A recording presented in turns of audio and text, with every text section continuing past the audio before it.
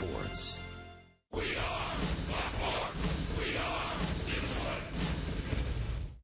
Tigers baseball on Fox Sports Detroit is presented by Bell Tire.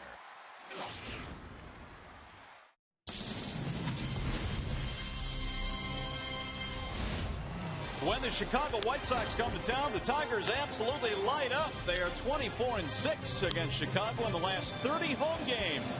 Hopefully more of the same here tonight on a nice night for baseball here in the Motor City. Welcome to Comerica Park, Game 1, featuring the Chicago White Sox and the Detroit Tigers.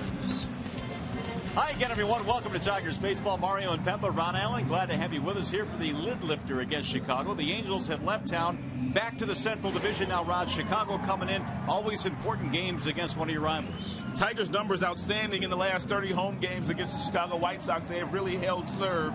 They did not play well last year, did the White Sox. They didn't do anything very positive, but they're playing very well this year. They're scoring lots of runs. Tigers are going to have to be at their best if they're going to continue to dominate them. All right, tonight it's Anibal Sanchez for the Tigers. His fastball command, Rod, has not been all that good, and as a result, a lot of the pitch counts early in his last couple of starts have been elevated. Hopefully a little bit different tonight. He'll be better today. That's my prediction for Sanchez because of the fact that he's basically through spring training now. He didn't have much of a spring training, and he has struggled with that fastball. He walked quite a few the last time out there, and this is something that Anibal Sanchez doesn't do a lot of. He's missing with his fastball up and away from the left-handed batters, also missing over the heart of the dish, giving up some hits, big hits. But when he gets it going, he's got that slider, he's got that curveball, and he's got that changeup, 3 outstanding pitches that can get him through when the fastball is not working. The one thing that he wants to make sure that he does today, he wants to go out and pitch 7 innings like Scherzer did a couple of days ago, like Porcello did yesterday, and he'll do that today. All right, after a short break, we'll send you back to the Call Sam Studios, check in with Shannon Hogan. But coming up tonight, there are a couple of Tigers in the lineup that have really done well against Chicago. Miguel Cabrera, Victor Martinez, hopefully more of the same tonight. Tigers Sox next.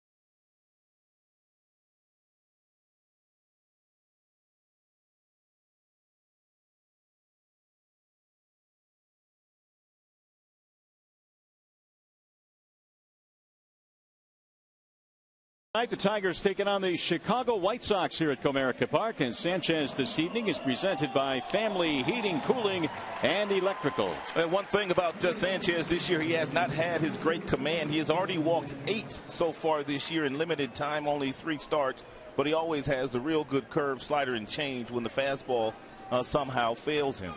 Here is the starting lineup for the White Sox, presented by your Metro Detroit Chevy dealers. Danks, Semien, Gillespie at the top, Abreu, Dunn, and Viciedo occupying the middle, and you've got Ramirez, De Asa, and Adrian Nieto, the bottom 3 in the lineup for Robin Ventura. And we are ready for baseball here tonight at Comerica Park on a really warm evening here in downtown Detroit. Our first pitch of the ball game is outside. 1 ball and no strikes on Jordan Danks. Happy to have you with us here this evening as we crank open a 4-game series against the Chicago White Sox. Sanchez ready with the 1-0 pitch, and it's lifted in the air to center field. Jackson on the charge. He can't hold on to it. Looked like it was in the glove, and he just couldn't quite squeeze it, and Danks is aboard to start the ball game. Leadoff man out for Chicago. Austin had to run a long way to get there, but he did get there. Ball off the glove. More than likely will be given an error on that play. E8 is the ruling. And so the leadoff man is on courtesy of the error. Now Semien will step in.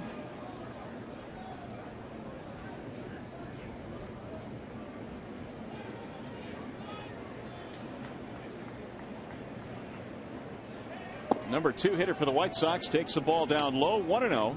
Big day for Semien yesterday, 4 for 6 with a career high 4 RBIs against the Texas Rangers. The White Sox really put a whooping on the Texas Rangers yesterday. White Sox, however, coming into this game having lost 4 of their last 5. Here's the 1-0.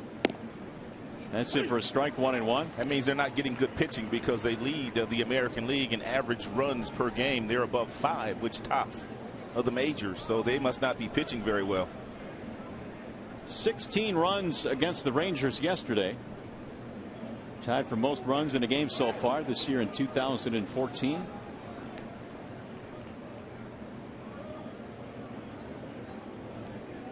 Jordan Danks at first base. Reaching on the air by Austin Jackson. Semien batting .222. He's hit a couple of home runs this year, and Sanchez again throws back. Semien getting some playing time these days with Gordon Beckham, their everyday second baseman, being on the disabled list. Got to the big leagues briefly last year toward the end of the year. Is regarded as the number 5 prospect in the White Sox system. He's got a quick bat. He really does. He can really hit a fastball. I noticed that about him last year in the couple of times that we saw him.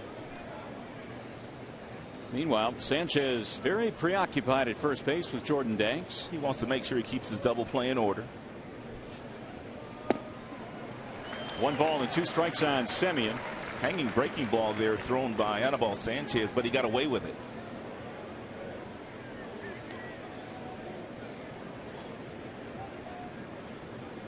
Sanchez tonight is making his 4th start of 2014 and still looking for that first victory. Here's the 1-2. Fouled straight back. Tigers taking 2 out of 3 from the Angels after being thumped on Friday night. They came back with a couple of impressive wins at which they had to grind it out on Saturday and Sunday. And Brad Ausmus's club coming in now at 9-6, 3 over the 500 mark, and atop the Central Division. Chicago 2 games back. Bouncing ball to third, backhanded there by Castellanos to second, long and relay. In time, the double play. 5-4-3, nicely done.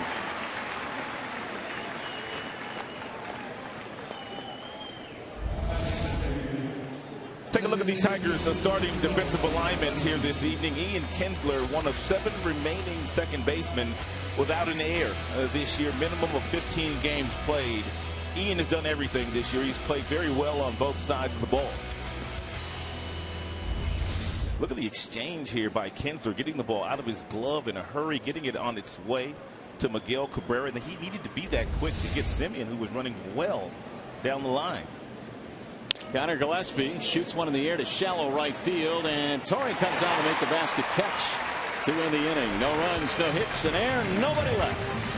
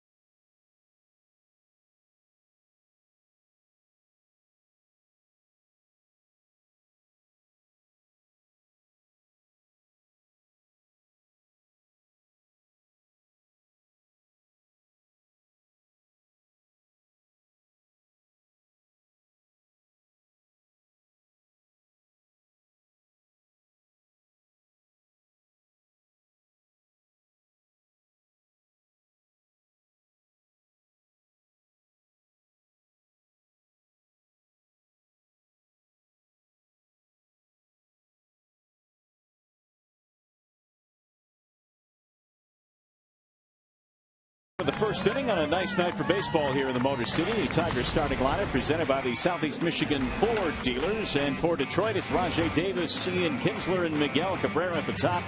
Martinez, the DH, followed by Hunter and Jackson. Castellanos, Sevilla, and Romine will round it out. And they are facing the left-handed offerings of John Danks. Danks is featuring a pretty good cut fastball these days after having shoulder surgery a couple of years ago. His arm didn't hurt last year, but it wasn't very strong. So the cutter is much better, which makes the changeup a much better pitch for Danks. And they feel like he will get that ERA down from 4.75, which is where it was last year when the season ended. Yeah, in 22 starts, he lost 14 games last year as he delivers ball one to Rajay Davis. Something else about Danks' numbers that you do not see every day. He gave up more home runs last year than batters that he walked. 28 home runs last year, 27 base on balls on the season. So the command has been there, but there was no arm strength last year. Davis batting .298, is a career .306 hitter against Chicago pitching. And of course, he plays in that Homer happy ballpark that they play in Chicago. So most of their pitchers are going to give up quite a few gopher balls. Here's a 3-0 strike, 3-1. Ian Kinsler waiting on deck. The top 6 hitters in the Tigers lineup all have done well against Danks in their careers. And there's a leadoff walk. Let's take a peek at the Chicago White Sox starting defense, brought to you by Tim Hortons. Diaza, their center fielder, 8 errors last season, tied for most among American League outfielders. Danks in center, Viciedo in right, Gillespie, Ramirez, Semien, Abreu in the infield, and Nieto is the starting catcher tonight. So Robin Ventura, who agreed to terms on a multi-year extension in January, is at the helm of the White Sox. Here's Ian Kinsler. A .317 batting average so far this year for Kinsler, who leads the Tigers in several different offensive categories. First one fouled back out of play, 0-1. Pretty high leg kick on that first delivery to Ian Kinsler. And with the way that Rajay Davis can steal bases, if Danks continues to give him that deliberate look before he throws the ball home, Rajay is going to steal here. 6 out of 8 for Davis in the stolen base category.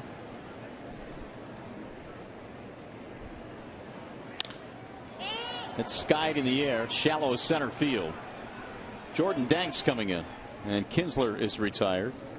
First out of the inning, and today's field conditions are presented by Ace Hardware and the Scott's Company. And here's what it looks like tonight. How about 76, Rob? I love it. Warmest day in the Motor City so far this year.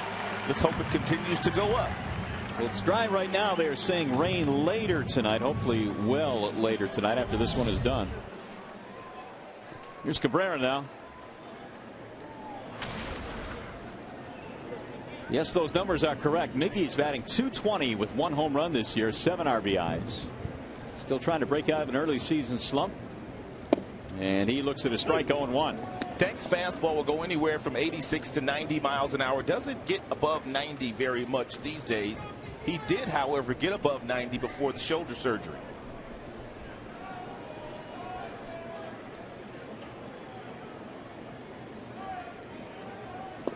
That one bounces in, and the count equals now at 1-1.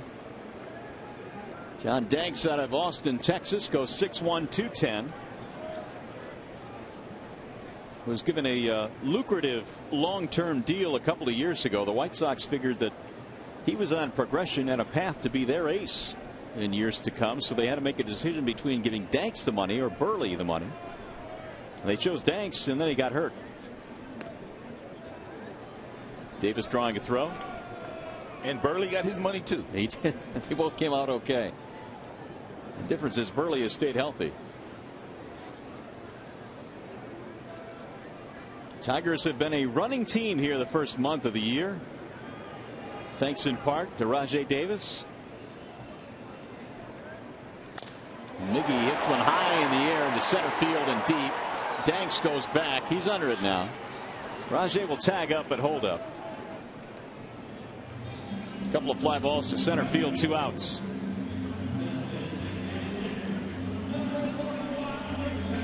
And now Victor Martinez.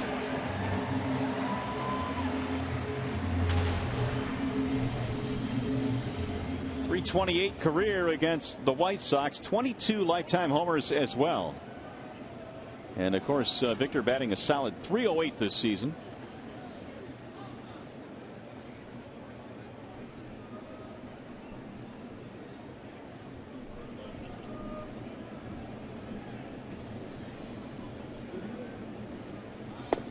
Ball 1 low. You've talked about this many times, Rob, but it bears repeating. Martinez really is. It's remarkable the way he's been able to be consistent with his swing from both sides. A lot of hard work, a lot of soft toss work for Victor Martinez before the game starts in the batting tunnels underneath the Tigers dugout with Wally Joyner and Darnell Coles. Runner goes. Nieto's throw is going to be late. Rajai is a straight up thief when he gets on the base paths. And Danks continued to give him different looks. Rajai finally picked one where Danks was picking that leg up high, and Nieto really had no chance at throwing him out, throwing that ball from his knees. Stolen base number 7 for Rajai Davis, 7 out of 9 now. Victor Martinez has always been a really good hitter.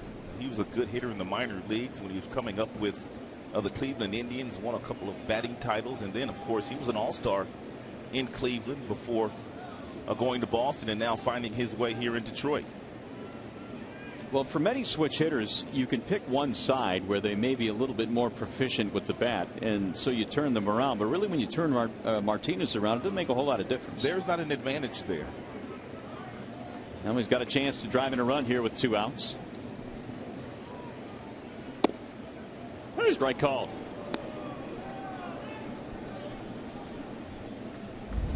Well, here's Davis's lead. He knows now something in the delivery of Danks that's telling him that foot's going to go up, and as soon as he sees it go up, he takes off.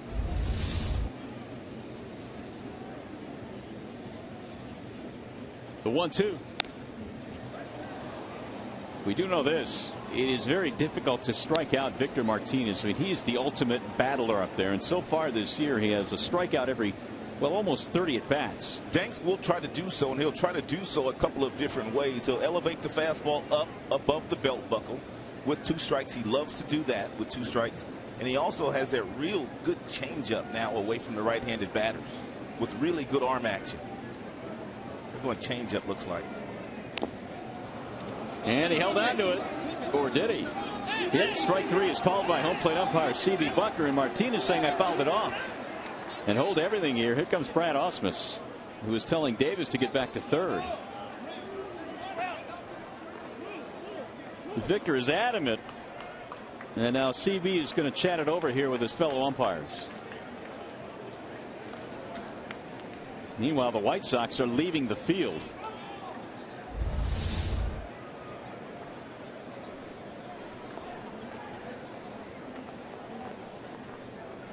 Hard to tell. Seems to me that's one of those calls that if the home plate umpire can't tell, I'm not sure any of the other umpires would overturn his call. That's a great point. But they are. Oh, they are. How about that? Wow. Let's see. Now Robin Ventura is going to come out.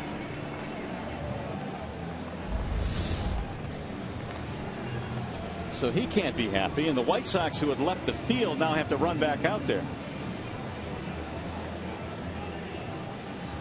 I would imagine it was first base umpire Hal Gibson that saw something, with Martinez hitting from the right batter's box. And he was able to convince C.B. Buckner that yes, he indeed fouled it off.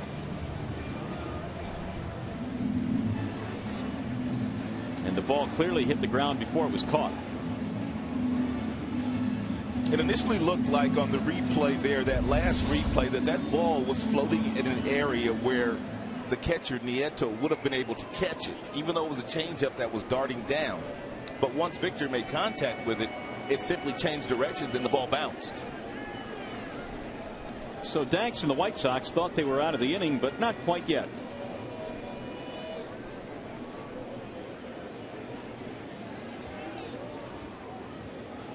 Now again the 1-2. Drilled in the air to center. Straight at Danks, who is going to handle all 3 outs in this inning. The Tigers get a walk, leave a man in scoring position. We go to the second.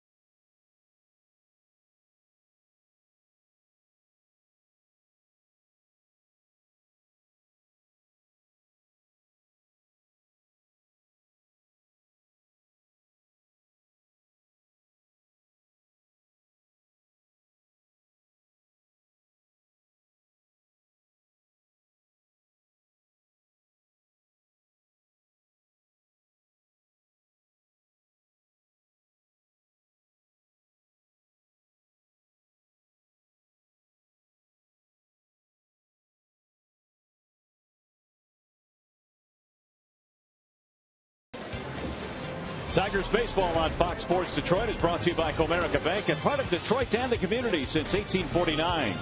Chrysler, come in and get a great deal during the Chrysler Awards season event. And by Sargento's Shredded Cheese, taste the real difference. Back here at Comerica Park, where the Tigers and White Sox go to the second, no score. Jose Abreu leads it off for the Chicago White Sox. And he looks at ball one. Abreu, the Cuban defector who signed with the Chicago Ball Club, is off to a pretty good start in terms of driving in runs and homers. He has got a lot of pop in that bat. Sends a ground ball to short. Scooped up there by Romine, who throws him out. One away. quick outs for Sanchez. Good sign early in this game. Anaheim, in fact, threw just 8 total pitches in that first inning. Here's Adam Dunn. He's off to a .269 start this year. 3 home runs.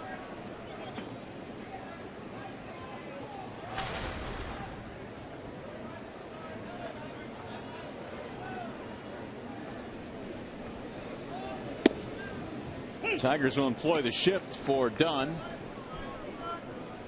Tigers probably will not change how they pitch to Dunn the way they've pitched to him the last couple of years, because they have had success. And what they do is they throw him fastballs above the belt buckle to get ahead and to put him away. And if he's in a fastball friendly count, then they simply throw him off speed pitches at the bottom of the strike zone to see if he'll chase them.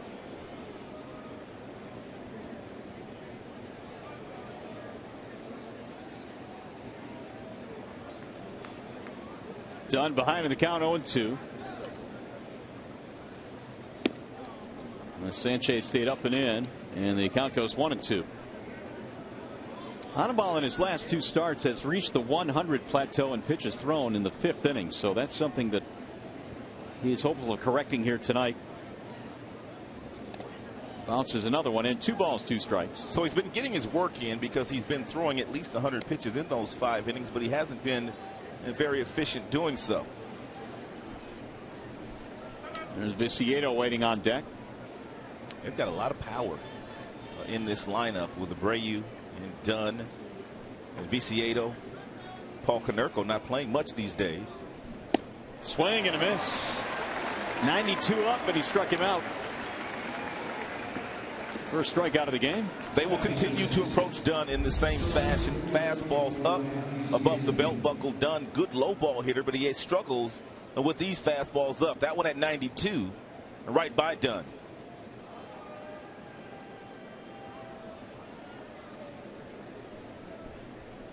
Two up, 2 down here in the second. Here's Viciedo. Strike 1.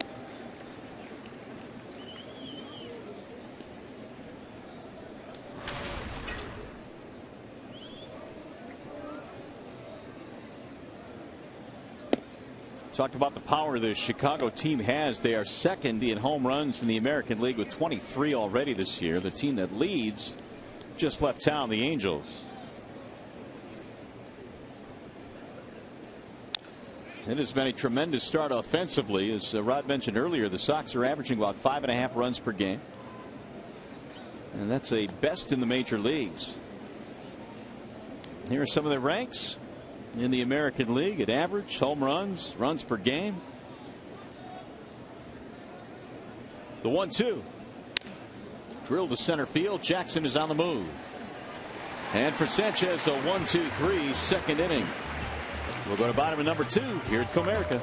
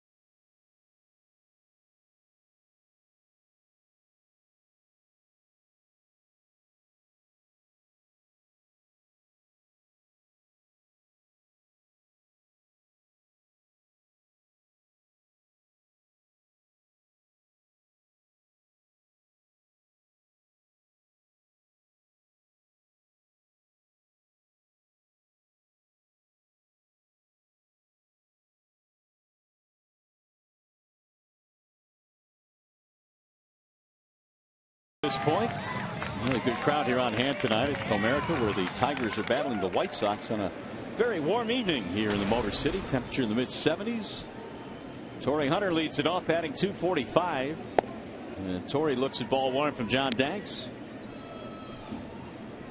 Hunter to be followed by Jackson and then Castellanos.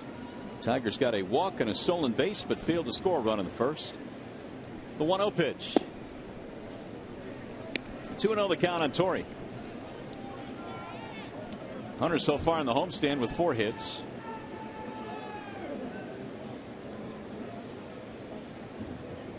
Here's the 2-0. That's in for a strike, 2-1. Danks last year making just 22 starts after surgery in the 2012 season. Started the year on the DL last year. Bouncing ball left side in the hole, base hit.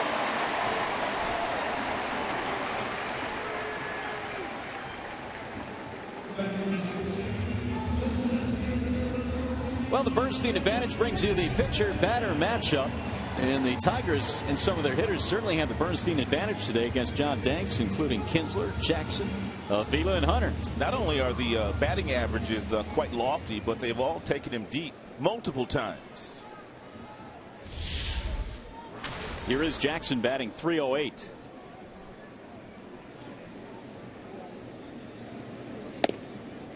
Ball one inside. Last time John Danks beat the Tigers, you got to go back to July 27th of 2011.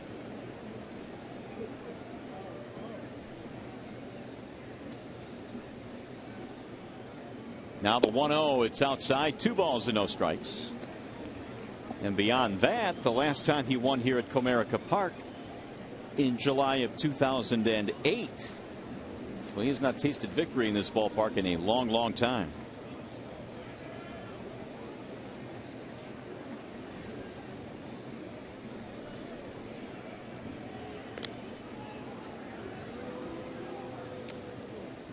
We'll keep an eye on Torrey Hunter.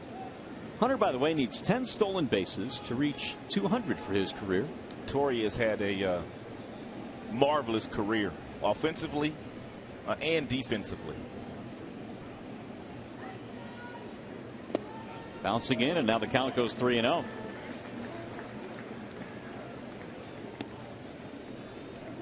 Danks has really struggled to throw strikes. Castellanos waiting on deck.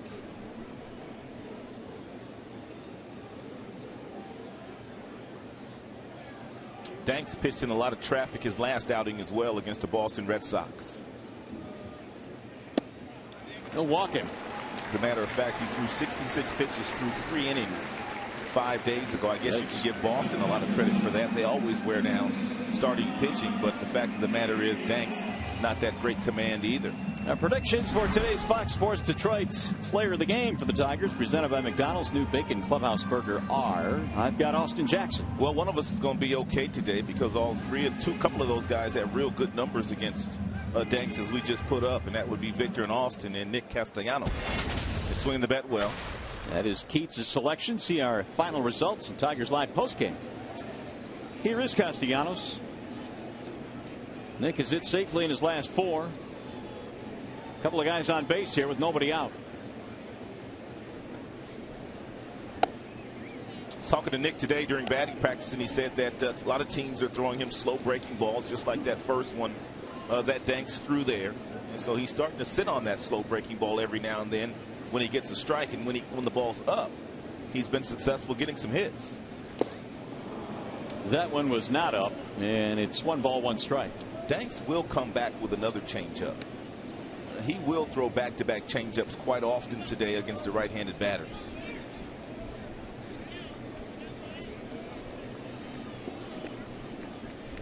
In his last 6 starts against the Tigers, Danks has an ERA of, well, just south of 9, 8.74.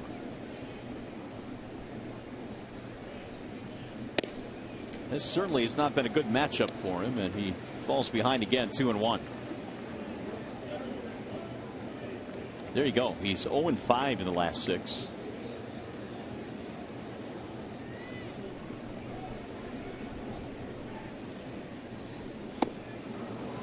2-2 now on Castellanos.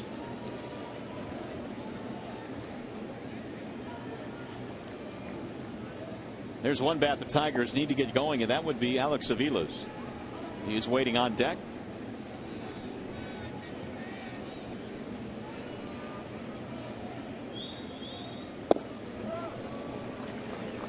Fill it now, 3-2.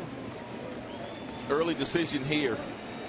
And for Brad Ausmus with the left-hander Avila in the on-deck circle. Does he allow Torrey Hunter and Jackson to steal on the 3-2 pitch with nobody out? It's risky, but it's all about how much he trusts that Castellanos will not strike out. What do you think? Are they going? I'm going to say yes. I'm going to say no. One of us is going to be right. 3-2. Let's find out. Runners hold, and it's ball 4 inside. They've loaded him up. You win. I win that one. Plenty more battles to come. Bases loaded, nobody out. Here's Avila. 30 already for Danks, and as you can see, more balls than strikes.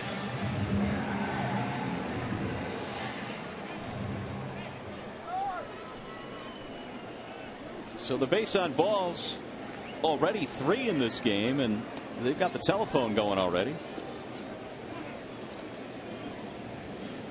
Here's Avila batting 167.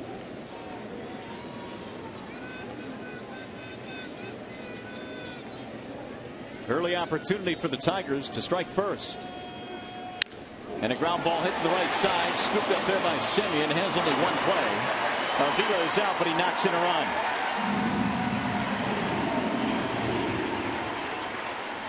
1-0 Tigers. After a couple of base on balls, one to Jackson and then one to Castellanos. Avila knew he was going to get that first pitch fastball, got out in front of it. Nice play by the second baseman SEMIEN. Also real good hustle by Jackson. SEMIEN couldn't go to second to force him out. Therefore, he had to get the out at first. Tigers have a couple of runners in scoring position with just one out. And for Avila, his first RBI of 2014.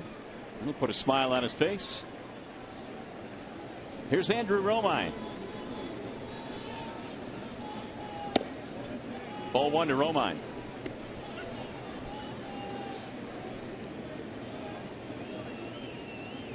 Brad Ausmus said before the game today he considered starting Danny Worth here this afternoon, but Romine had a couple of pretty good games against the Angels Saturday and Sunday.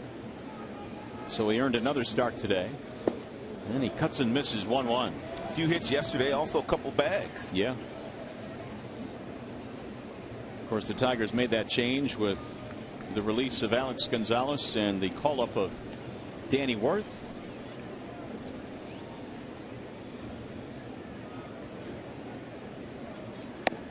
Balled inside, 2-1.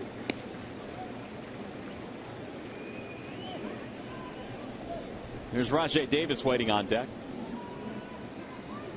Boy, Danks just cannot continue to fall behind like this. He's now thrown 18 balls, 16 strikes. And he throws a strike in the inside part of the plate. Romine didn't like it. Not much trust in the fastball these days for Danks. Top fastball's at about 90. He'll cut it at about 86. But before the shoulder surgery, he was right around 92, 93. And he wasn't afraid to throw that fastball over the plate. And he wasn't afraid to pitch right-handed hitters inside. Romine pops it up. First base side. Abreu is under it, and the runners will hold. 2 gone.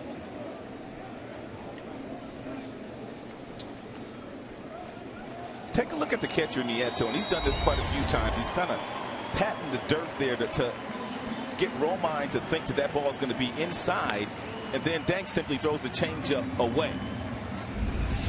Now, the guys really buy that? Well, I don't think so. Little cat and mouse game going on. So you see a lot of guys doing it, so apparently it must work for some. So Danks now is 1 out away from getting out of this jam as Rajai Davis stands in. Don Cooper, the pitching coach of the White Sox. Rajai with a walk in his first at bat, and he pops this one up. Shallow right field. SEMIEN into the grass. And the inning is over, so the Tigers will settle for 1 run. They leave a pair. Tigers baseball tonight presented by Bell Tire.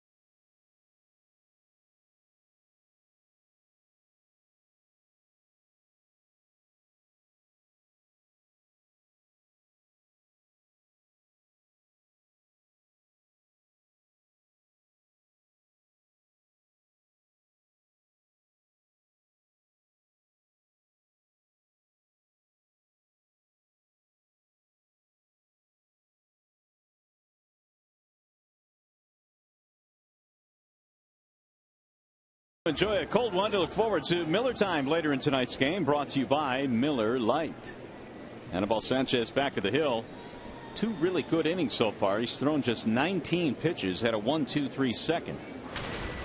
And he will face Alexi Ramirez, who is leading the American League in hitting. He is a career .245 hitter in the month of April, but batting .360 this year. He's almost walking out of the box there as he shows bunt, takes a strike. 4 home runs as well, 14 RBIs. He had 6 homers all of last year.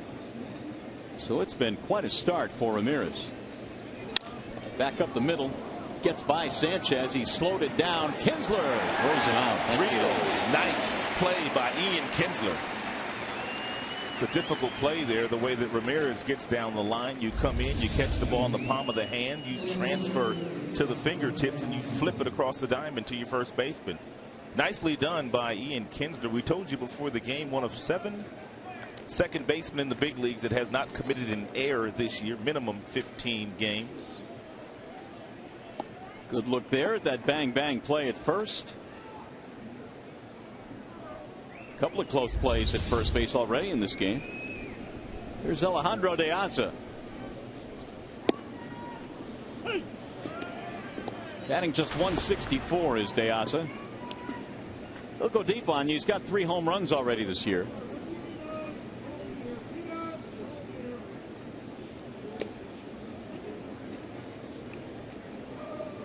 And Sanchez has been a pretty good matchup for De Aza because Alejandro is 4 for 8 against him.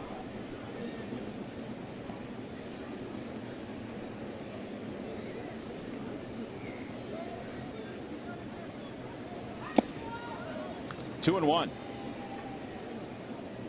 Well, the White Sox right now in a tough stretch. They're playing 23 straight games against teams that last year were above 500.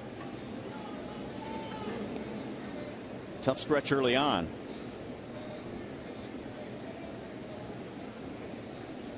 Here's the 2-1. Stays high. 3 balls, 1 strike.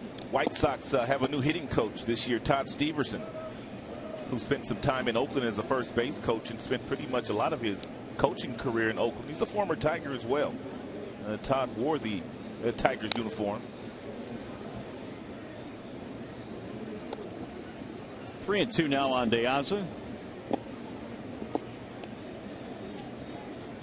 There's Todd having a conversation with Jordan Danks. Harold Baines is the assistant hitting coach.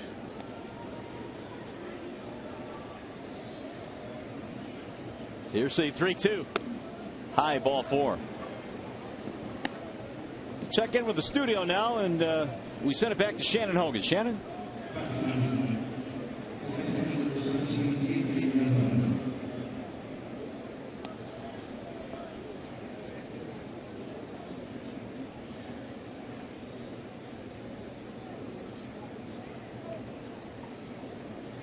All right, Shannon, thanks. Here we are in the top of the third. Tigers got a run in the bottom of the second. They lead 1-0.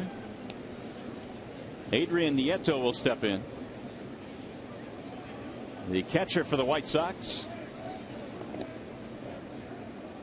This time last year, Nieto was playing in A-ball. In fact, as a Rule 5 selection from the Washington organization. And off to a 4-for-16 start.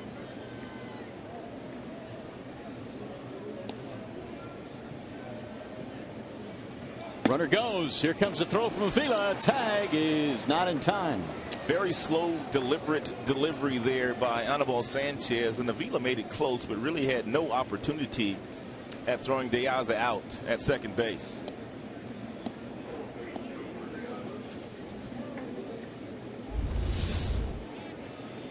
Good jump by De Aza. Avila, good throw, but couldn't get him. Here's the 1-0. And for a strike, 1-1.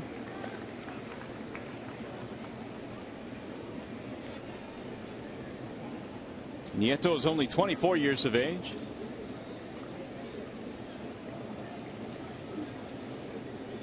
He's got the tying run at second with 1 out as we play in the third.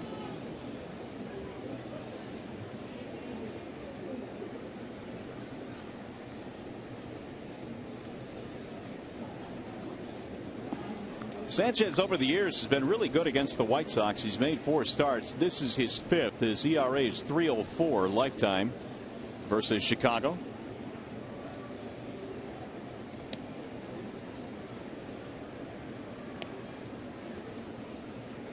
He's been really good against the Central overall in his career. ERA of .219. And that obviously comes in handy if you're the Tigers. They've signed him up to a long-term deal to pitch here in the Central Division. Danks waiting on deck.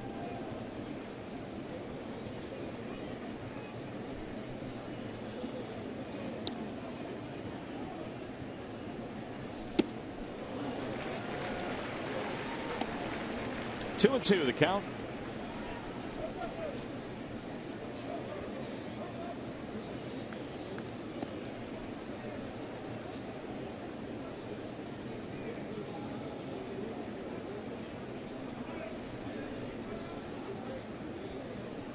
Sanchez struck out 8 in his last start against Cleveland.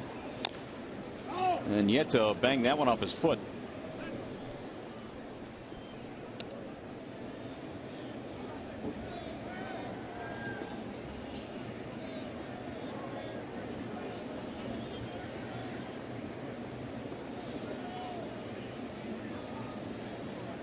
Well, so much has been made about the Tigers' top 3 in their rotation. Verlander, Scherzer, and Sanchez. Porcello. Boy, he looked awfully good yesterday. He does not get nearly the credit that he's earned since coming to the big leagues. Bouncing ball right side, fielded there. Cabrera races to the bag, and the runner moves up, 2 gone. Porcello earned his 2nd win of the season yesterday, 63 victories in his career. And he's in some pretty good company as far as guys that have won their 60th game before their 25th birthday. He did that last year, of course. Well, it certainly is going to help the depth of the Tigers' rotation numbers yesterday against the Angels. And that made it even more special, the fact that the Angels pretty much have owned Rick in his career. They had an 8 ERA against Rick coming into that contest yesterday. He had an 8 ERA against them, I should say. Here's Danks. Fouls off the first, 0-1. It's got to be pretty cool to be playing with your brother. Your brother's the starting pitcher, and you're the starting center fielder. Jordan Danks, the center fielder. John Danks, the pitcher. They hail from Texas. He had a home run yesterday, his first one of the year in Texas to right field. And we all know about that jet stream in Texas, but the ball he hit yesterday needed no jet stream. He absolutely scorched it. Well, he's behind in the count here, 0-2. Just part of that quick start for the White Sox offensively. Brother John right now trying to figure out some command issues. He has walked 3 Tigers in this game. Sanchez ready with the 0-2. Here it is. Fouled away.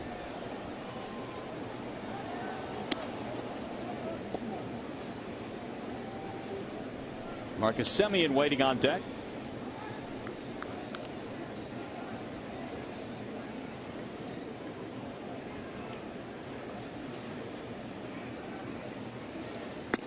Ball high, 1-2.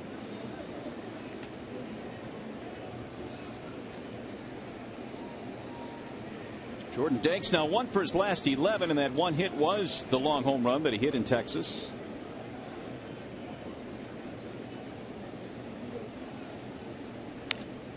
Just got a piece of it to stay alive. He began the season in the minor leagues, and then the White Sox suffered an injury that could be a big one for them. Avisail Garcia, the former Tiger, on a diving attempt in the outfield, tore his labrum, so he's done for the year. Danks was then called up. Their speedy leadoff hitter, their catalyst, who was playing some good baseball, Adam Eaton, they got him from the Arizona Diamondbacks, also on the shelf with a hamstring. Not DL'd, but not good enough to play here today. He had been really good for them.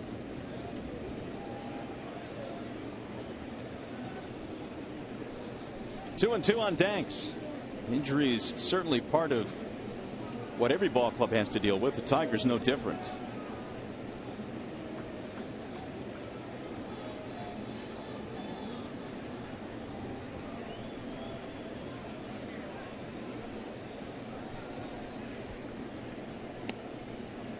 And again the 2-2. Swing and a miss, struck him out. The inning is over. They will strand a runner at third. When we come back, we'll check in with the Tigers skipper Brad Ausmus.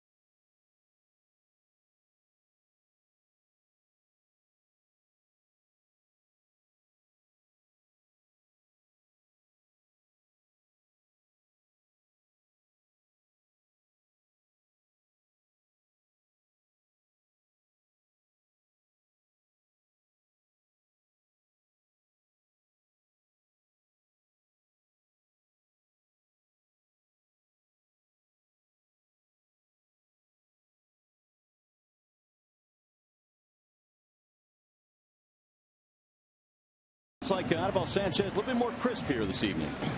So far, so good. I don't want you guys jinxing him. Hey, Brad, after a couple of weeks, Miguel Cabrera obviously not swinging the bat the way that he knows how to swing the bat, or we're accustomed to watching him. Are you seeing anything a little differently with Miggy, the way teams are pitching him, or maybe a little bit more aggression on his part?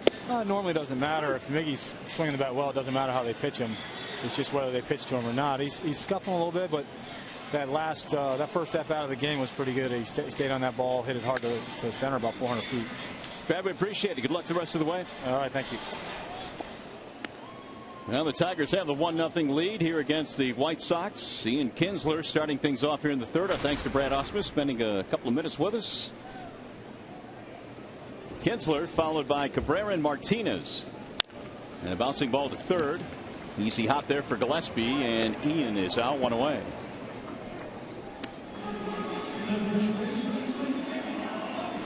That'll bring up Miguel Cabrera, who flied to center field his first time up. Danks trying to get things back in order as far as his pitch count. He had a couple of innings in which he walked 3. Fell behind some Tigers hitters, and now he will deal with Cabrera here.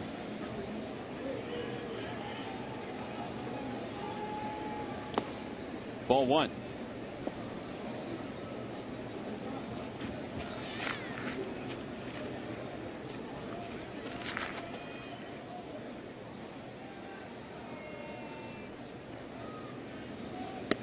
He laid off that pitch high, 2 balls and no strikes. Cabrera earlier this year picked up a 2,000th hit in his major league career, but really since then has scuffled a 170 batting average in the interim. And you get the feeling, Rod, that when he breaks out, not if, but when he breaks out, it's going to get ugly for some pitchers. He's getting closer. As Brad told us, the ball he hit his first time up to center field about 400 feet, but we've noticed him start to drive some balls the other way. Not as efficiently as we're accustomed to, but he's doing it. Boy, that ball has hit a ton out to right field, right center field, and caught by Viciedo. He's starting to get it together. He only has 1 hit the opposite way this year, which is rare for Miguel, because that is a major reason why he's won back-to-back batting titles and won 3 in his career, is he uses the entire field. 2 quick outs here in the third for Danks. And Miggy now is 0 for 2. I've heard a rumor that Chris Sale is not going to pitch tomorrow against Justin Verlander. I don't know who that pitcher is going to be, nor do the Chicago White Sox, but Chris Sale will not pitch against Detroit. Yeah, I think it's more than a rumor. I think he is out for tomorrow, which would have been a fabulous pitching matchup. He threw a career high 127 pitches. Actually 129 pitches did Sale throw his last outing.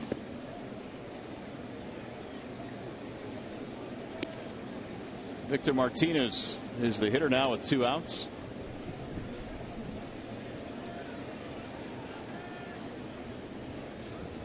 And White Sox will have to call someone up from the minor leagues. Here's the 1-0. That's a shame. I know the Tigers hitters were looking forward to yeah. Chris Sale. Yeah. He is simply one of the best left-handers in the game. They are so upset. If not the top left-hander in the game with the stuff that he features. Strike called. Tigers got a run in the bottom of the second. An RBI ground out by Avila. Victor is 0 for 1 in this game with a fly ball to center field.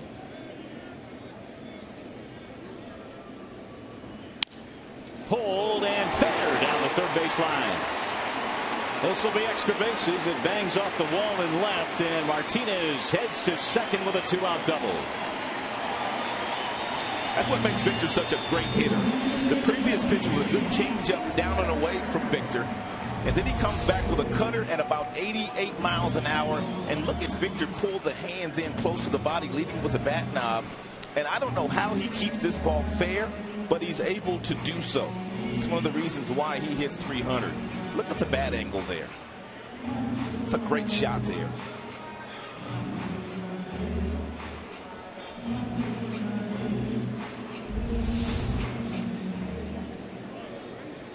Tigers have posted their second hit. Here's the guy that has the other one. Hunter singled to start the second, and then later scored in the ground out by Avila.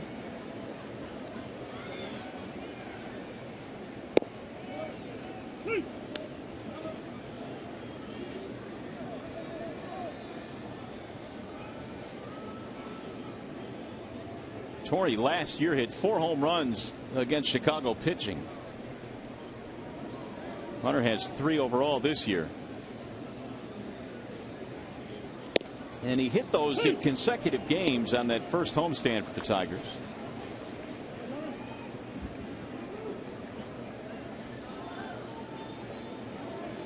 Pitch counts by inning for John Danks. 21 pitch second. Here's the 0-2. He couldn't hold up. Hunter goes around, and Danks gets a strikeout. Tigers strand the 2-out double. 3 in the books here at Comerica.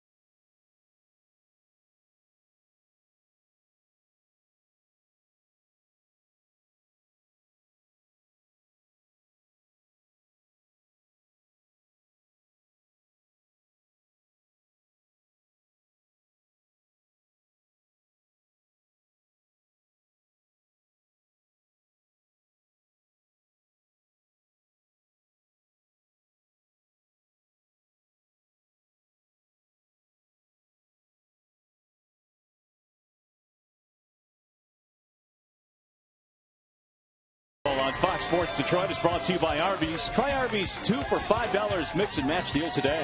And by Bell Tire. Get the lowest tire price, period. Bell Tire. They're applauding all for you, Ron. I wish. They're applauding your performance tonight. I wish. Sanchez back to work as we go to the 4th inning. 1-0 in favor of the Tigers. We open up a 4-game series here with Chicago at the ballpark tonight. Marcus Semien leading it off. And Sanchez darts one low and in. 1 ball and 1 strike. Semien will trade some breaking balls down and away. Sanchez has a curveball and also a slider. A couple different breaking balls that he likes to throw to the right-handers.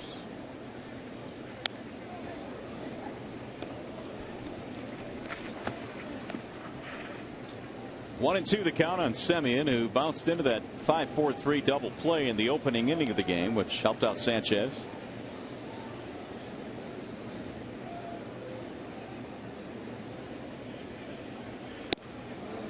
Checked it and just a tad outside. 2-2. 93. And with that fastball out of the hand of Sanchez.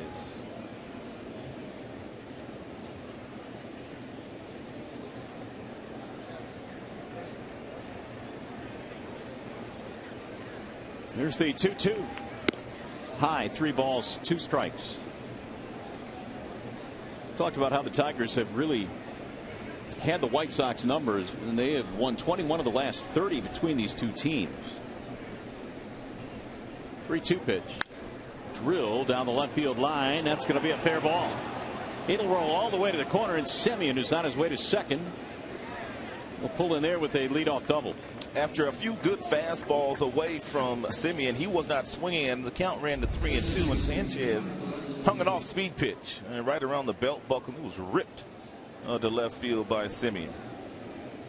Ooh, that was just fair. It's by a couple of inches. Well, Semien is on now, tying run in scoring position, nobody out. And the number 3 hitter stepping in, Connor Gillespie.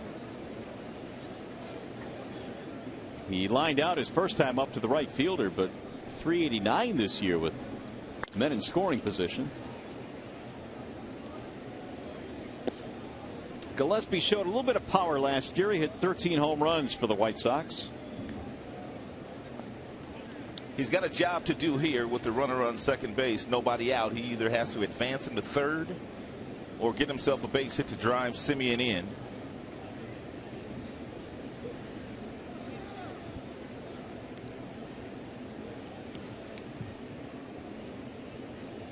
12 RBIs so far this year for Gillespie. Here's the 0-1. Pulled right at the first baseman. Quick throw to second. Oh, nice play there by Romine to save that ball from going into left. 1 out.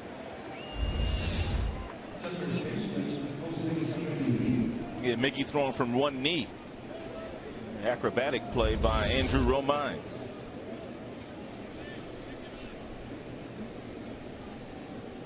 Here is Jose Abreu.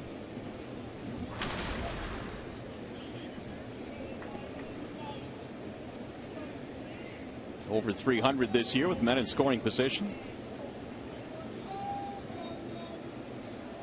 Heard so much about Abreu's power. I had to watch him take batting practice today, and he didn't disappoint.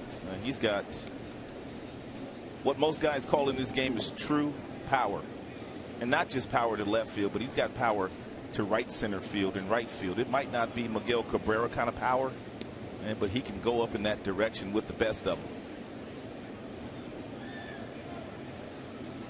Takes a real nice, easy swing, too.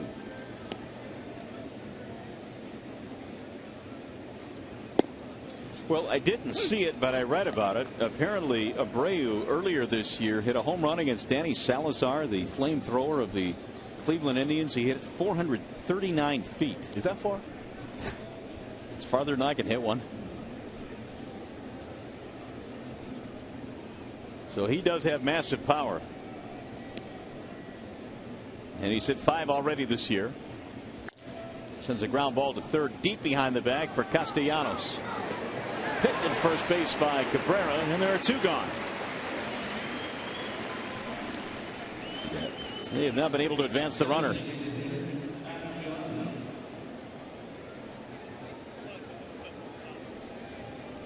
Here's Adam Dunn.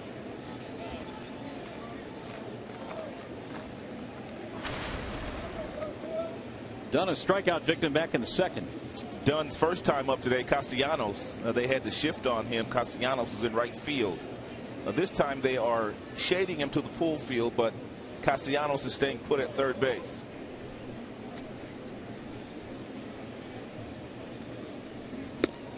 Big swing there, 0-1. And the obvious reason for that, if you don't know, is the fact there's a runner on second base now. Dunn's first time up today, there was nobody on base.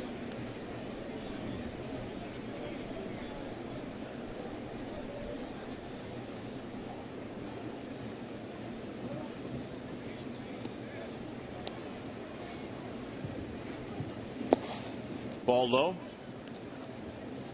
Well, you know, home runs are always part of the equation for Dunn, but so are the strikeouts. Since 2001, Dunn has punched out over 2,200 times.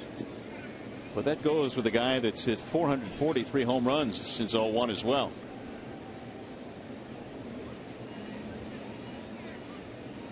Here's the 1-1. Checked it, rolled it foul down the first base line. Well, Sanchez now has him set up 1-2.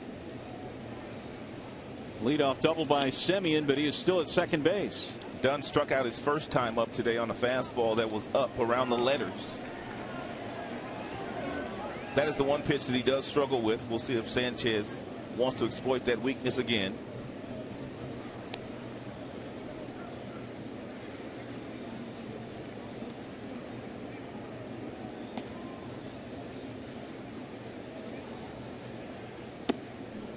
Wouldn't go after it that time. 69 miles an hour. Floating in for ball 2.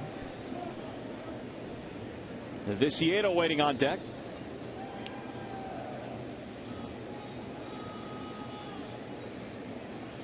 Dunn, since joining the White Sox, has hit for power but low average. In fact, when he first joined the Sox a couple of years ago, he hit 159.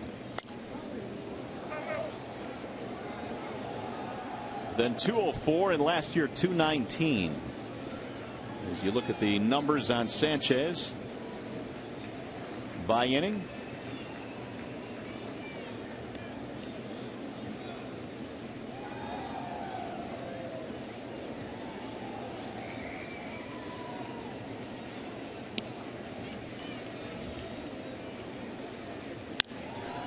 back up the middle on the ground, had him played perfectly. Romine throws him out. Nothing comes of the leadoff double.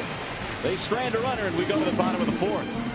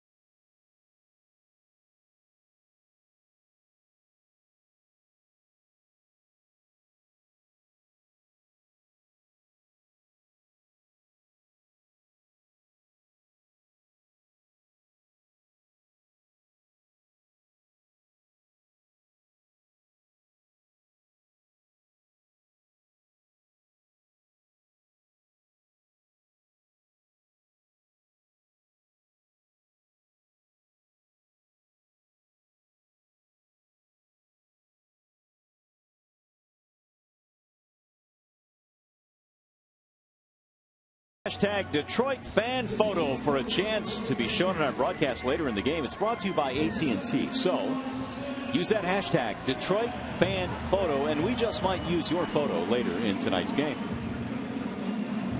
Tigers on top in this one. 1-0 is our score as we go to the bottom of the fourth. We are happy to have you. So is Paz. He's thrilled to have you along with us tonight. Paz loves that camera. Jackson leads it off, takes ball one.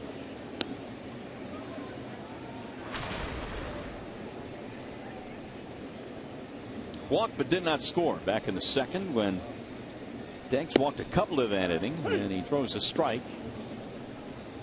1-1.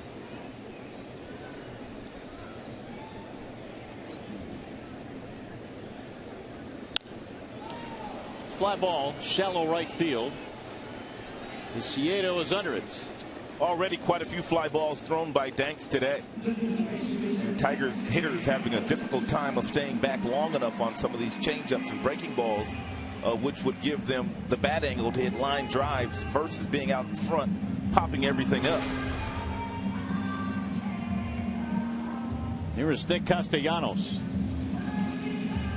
Nick had a base on balls himself back in the second. There you go. Yep, 7 flyouts today so far.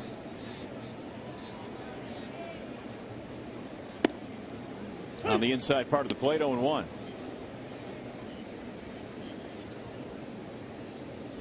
Danks won 15 games in 2010. Got that lucrative deal the next season. But the surgery put him on the disabled list at the start of last year, and he made only 22 starts after coming back, but the numbers weren't really all that good. 4-14. Pulled to third and knocked down there by Gillespie. Picked up by the shortstop. Thrown out in time. Ramirez almost gunned him out. It was close. That ball ate up Gillespie. A nice job by Alexi Ramirez, who was shading Castellanos in the hole. Picked it up and fired a seed across the diamond. Real nice pick by Abreu, but not before Castellanos crossing the bag. White Sox trying to buy some time here to see if they want to challenge. I don't know, Ramirez thought he got him. He came running across the diamond.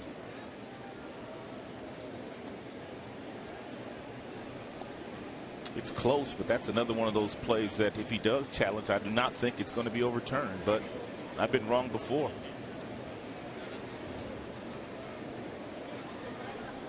Well, they've ruled it a base hit. Ooh, it's really close. And so Robin Ventura will challenge. The other part of this whole replay system is managers figuring out strategy-wise whether or not they want to challenge a play like this, or maybe save it for later when you might have guys in scoring position or a more critical part of the game. Yeah, Robin Ventura got from his dugout whoever is in charge of watching the film that they thought that this would be a good challenge, so therefore he is challenging.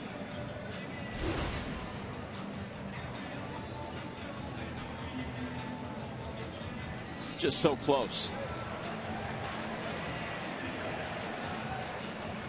So keep in mind, if Ventura wins this challenge, he has another one. If he loses it, he's out of challenges.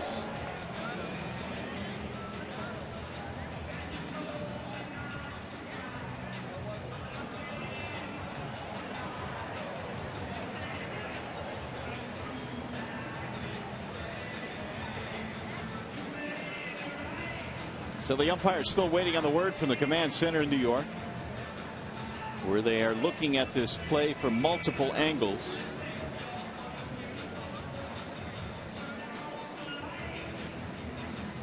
Safe was the original call by Hal Gibson. That umpiring crew, whichever crews it is, they have two separate crews at the command center in New York on any given night. I bet you the umpires didn't think they'd be this busy. Agreed. They have been busy.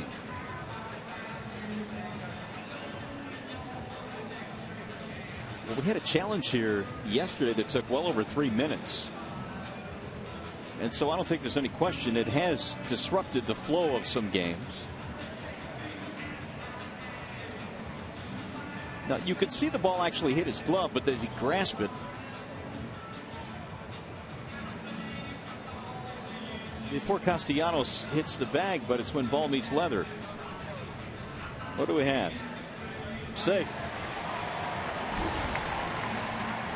Call stands, and Ventura's out of challenges. You brought up a great point as to when to challenge and which type of plays to challenge. And Robin Ventura knows his squad a lot better than I do, but that would seem to me to be one that you may not want to challenge here. Castellanos is not going to steal second base.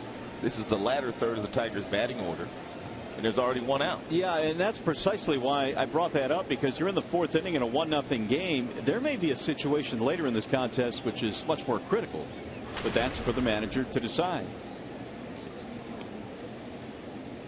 Here is Avila. They have the shift on for Alex.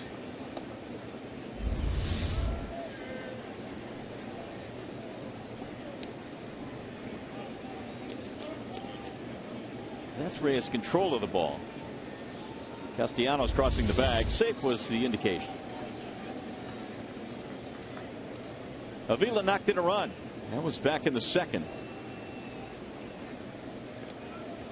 It was his first RBI of the season on a ground out. They gave Castellanos a base hit on that. They did. Well, the ball was hit hard, but it was hit right at him, wasn't it? Gillespie? Yeah, I thought so. A 3-minute delay on that last challenge by Robin Ventura. Pulled right at the second baseman. They'll get a double play. That's why you have to know where the infielders are playing when they play these types of shifts on that ball off the line. Still a 1-0 game.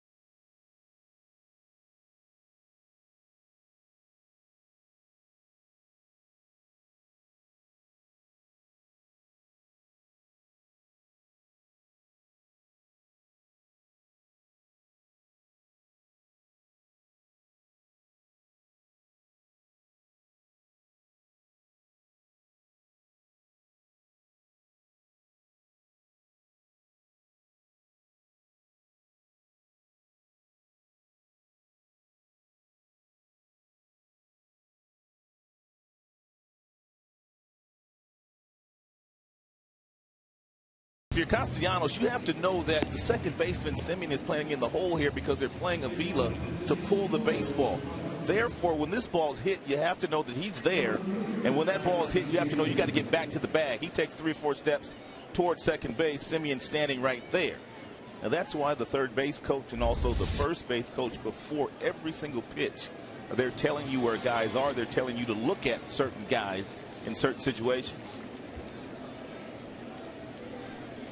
So we're headed to the 5th inning, and that'll bring up Dion Viciedo for the White Sox.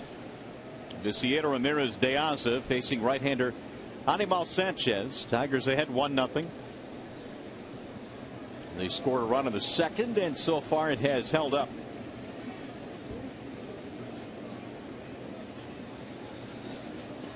Viciedo fly to center field back in the second.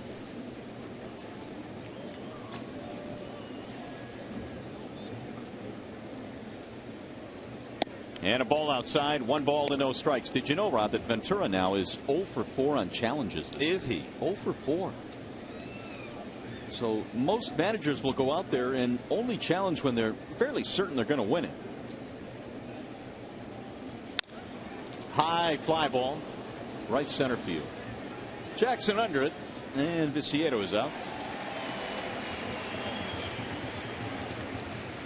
Tigers fans, buy Detroit Tigers season tickets and get the guaranteed lowest price for all the action at Comerica Park, plus other great benefits. Call 313-471-BALL or visit tigers.com.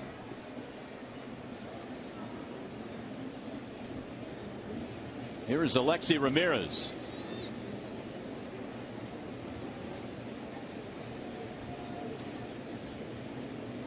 Good first pitch fastball hitter is Alexi Ramirez.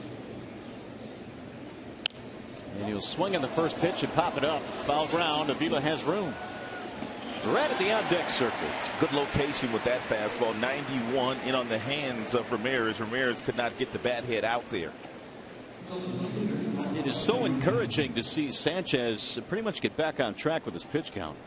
You know that a guy's a good first fastball hitter. So that doesn't distract you from throwing the fastball. You just have to locate it where he located that one. That ball is around the belt buckle. It's in off the plate. That's a pitch that Ramirez can't do much with. Here is Alejandro De Aza. He loves to bunt. De Aza for base hits. Ball 1.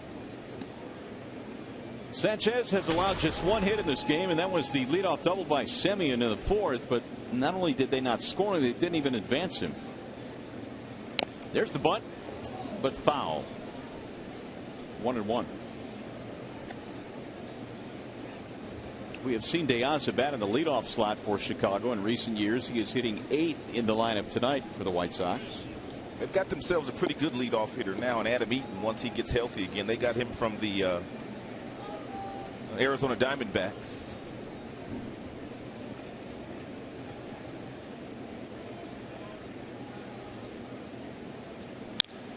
Pulled and caught at first base by Cabrera. That was headed to the corner.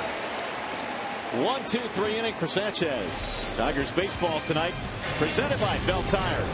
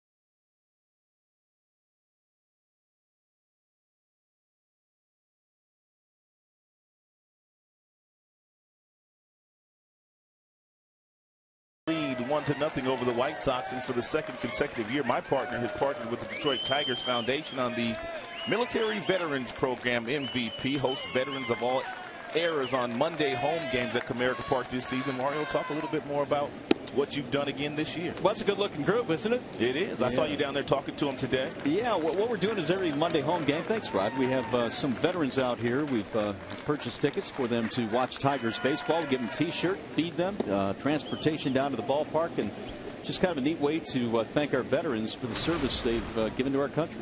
That has to be unbelievable for those people, because many of those would not be able to come to the ballpark had it not been for the things that you do for them. Well, and that's one of the reasons why, you know, we go and meet with a lot of the veterans throughout the course of the year, and they say they love the team, they love the Tigers, but they just can't afford to come out to games. So this is one way to get them to enjoy some Tigers baseball. Now, this is in conjunction with as Romine grounds out to Gillespie for the first out of the inning. Anibal Sanchez is on a roll here today. Now, this is in conjunction with the Operation Opening Day DVD. Now, when does that drop this year? Drop. I love it. The DVD is going to drop in early May.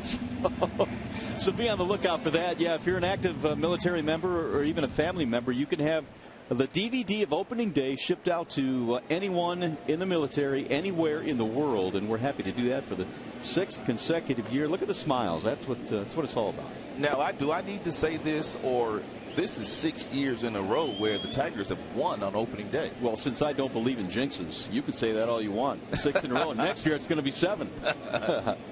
Good work, buddy. Thanks, man. I appreciate it, and congratulations to those enjoying Tigers baseball tonight. Jordan Danks, or I should say Rajai Davis, rather, is the hitter. And John Danks delivers outside. 1 ball and 1 strike on Rajai. Danks did not have good numbers last year. He was recovering from shoulder surgery in 2012. The shoulder didn't hurt last year, but there was no arm strength there. Therefore, the numbers were elevated. 4.75 ERA. He gave up 28 home runs last year. And get this, if you weren't with us early, Danks gave up more home runs than batters that he walked. 27 base on balls, 28 home runs given up by John Danks last year. I'm not sure how many have ever done that. I know he made only 22 starts, but that's still an incredible stat. Rajai hits one to shallow left field, and Alexi Ramirez covers some ground. He was the only one that was going to make that play. Surprisingly, Diaza, their left fielder, playing Rajai Davis that deep to left field.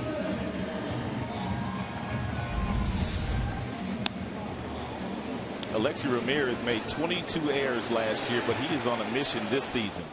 Offensively, Alexi is off to his best career in April. And, of course, he's not making errors at the clip that he made last year. Well, here's Kinsler now with 2 outs. Danks has settled into this one nicely as well, along with Sanchez. Starlin Castro, the Chicago Cubs, also had 22 errors at the shortstop position, but Pedro Alvarez of the Pittsburgh Pirates led the nation in errors with 27. Ball outside to Kinsler. Fly ball and a ground out for Ian. The only run in this game happening back in the 2nd. The Tigers in that frame got a single and 2 walks to load the bases, but they settled for 1.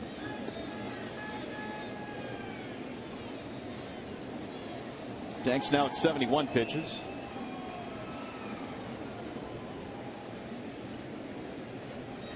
Here's the 1-2. Soft line drive over the head. Alexi Ramirez into left field.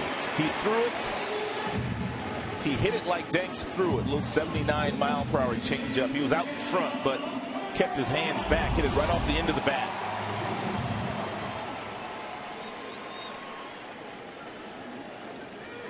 And what that does is extend the inning now and give Cabrera an opportunity.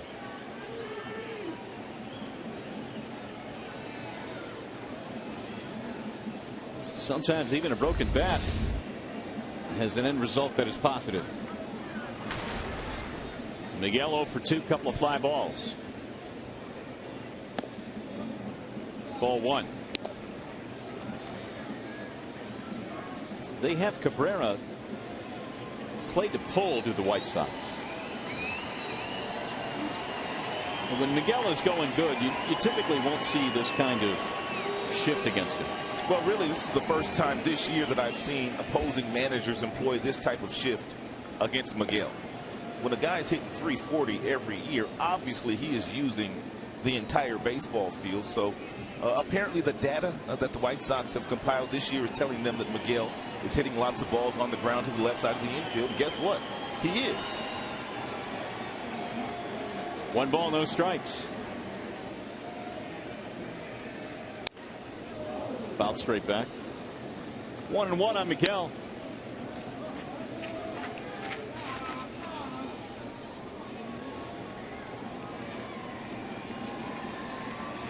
Martinez waiting on deck.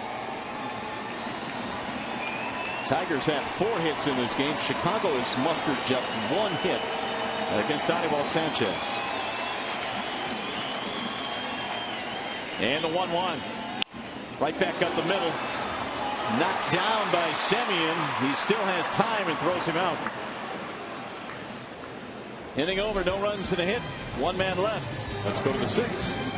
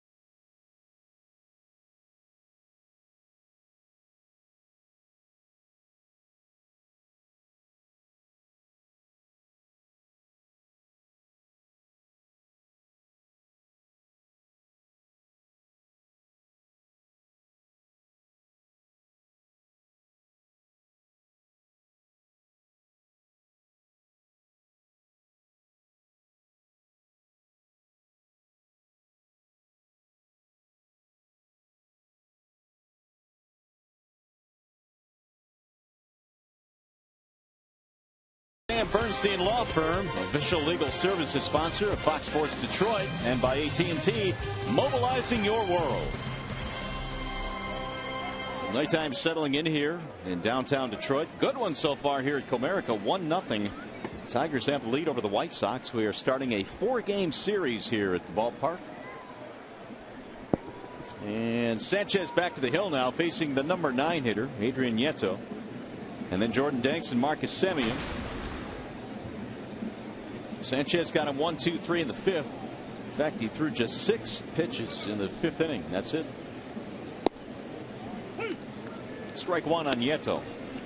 Whatever command issues Anibal Sanchez had his first few starts of the year, there is none of that here today. I think the weather has anything to do with it. Could possibly have something to do with it, but I think it's more of the fact that he's probably starting to feel more comfortable. He did not pitch a whole lot in spring training this year. Only 3 starts for Anibal Sanchez in the Grapefruit League, and then 1 minor league start. He was slowed down by sore shoulder and also rain. So he didn't pitch that much. Here's the 1-2. Swing and a miss. 1 out. Time to head back to the studio now. We check in with Shannon Hogan.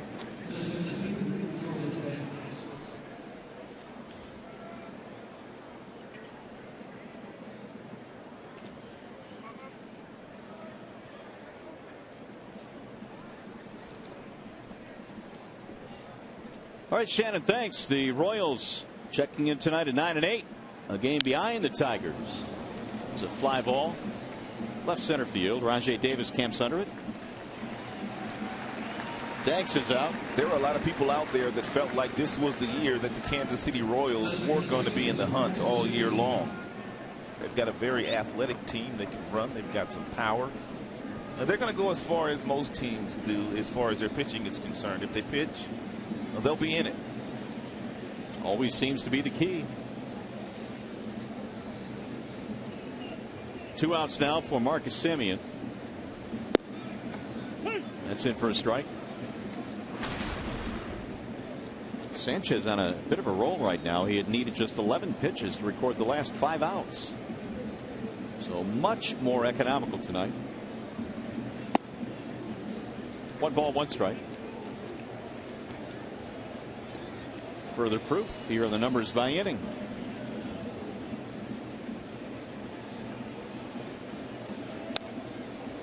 Fouled away. 1-2. The Sanchez we are seeing tonight is the Sanchez that we saw on just about every single night last year. That's right. And even into the postseason, he gets on these rolls, and it's just very difficult for the opponent to even get a base runner. Strike 3 call. I see you on the ball. So 1-2-3 inning. I see you. 4 punch outs for Sanchez.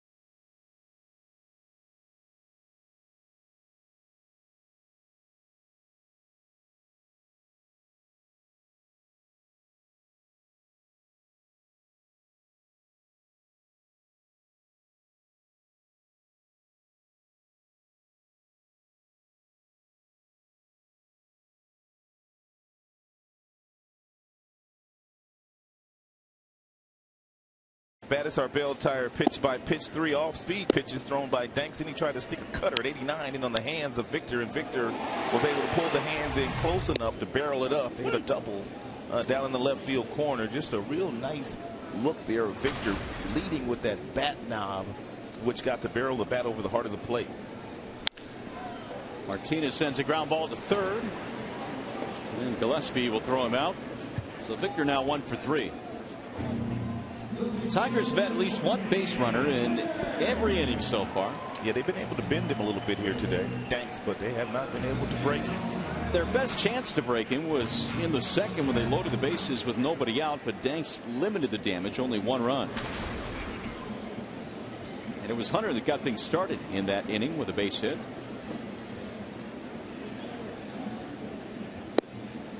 In first strike, 0-1. Torrey at 255. He's knocked in 10 this year. A good portion of those on the first homestand of the season.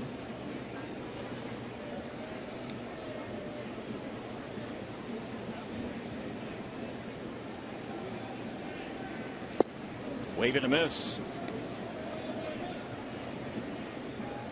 Danks not throwing a whole lot of fastballs here today, and then when he does throw the fastballs, either off the plate inside or it's up out of the strike zone, seeing if he can get some Tigers hitters to chase it. But a heavy dose of curveballs and changeups today.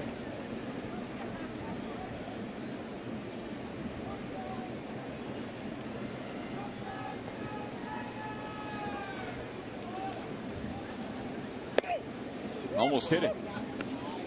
Tigers earlier today called up J.D. Martinez from the AAA team in Toledo. They purchased his contract. When his numbers went up today, and we were looking at the 10 homers and 22 RBIs he already has down in Toledo, I thought it was a misprint. Did you think they were career numbers? They almost looked like it, didn't they? I didn't think they were this year. Well, in only 17 games, too. Hear those numbers. And Luke Peconin placed on the disabled list. Andy Dirks moved from the 15-day to the 60-day DL to make room. Little chopper toward third. Gillespie with a running scoop. Had trouble getting it out of the glove, and they just got it. Barely got it. 2 gone.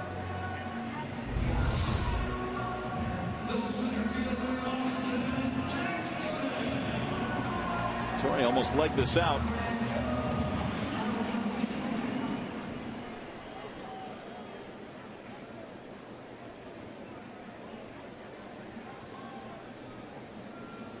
Here's Jackson.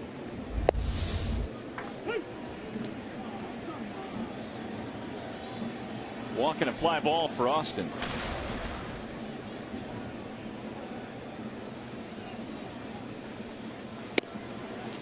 You go back to the start of the 2010 season, Jackson has scored 402 runs from then until now, which is the second highest total, only to Miguel Cabrera, his teammates. Of course, AJ was batting in the leadoff slot all of those years, And Miggy was driving him in. that he was.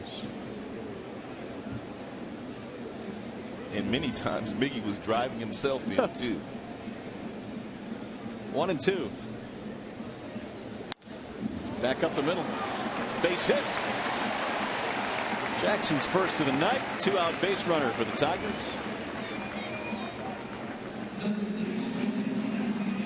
Hey, the Tigers continue their series with these White Sox tomorrow through Thursday. Great seats are still available. For tickets, call 866-66-TIGER or visit tigers.com.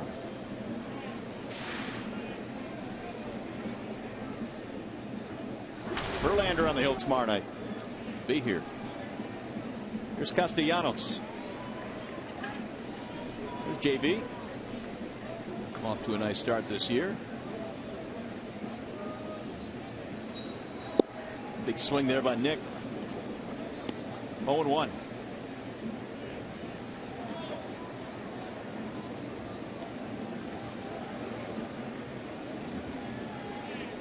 Castellanos base hit earlier in the game, extending his hitting streak to 5 in a row.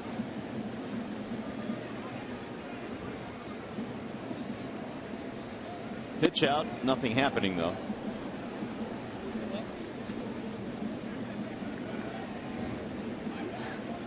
Talking about the Tigers running a whole lot more. Tigers had a steal back in the first. Rajay stole a base, which means Detroit now has 16 swipes this year, which is second only to Texas in the American League.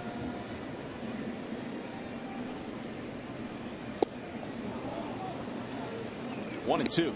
Really just a continuation of spring training under Brad Ausmus. They stole 33 bases in spring training, which led the majors.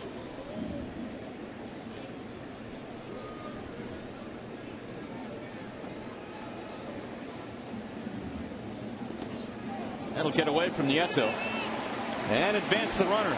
Nice job by Austin Jackson. Nice anticipation. Anticipated that that ball was going to be down because Danks has thrown so many off-speed pitches. And as soon as the ball hits the dirt, Jackson takes off for second. Nieto, the catcher, couldn't corral it, and he wasn't going to throw him out anyway. It's a wild pitch. And we'll see if the Tigers can get their second run of the game in. It was Castellanos that delivered the game winner yesterday.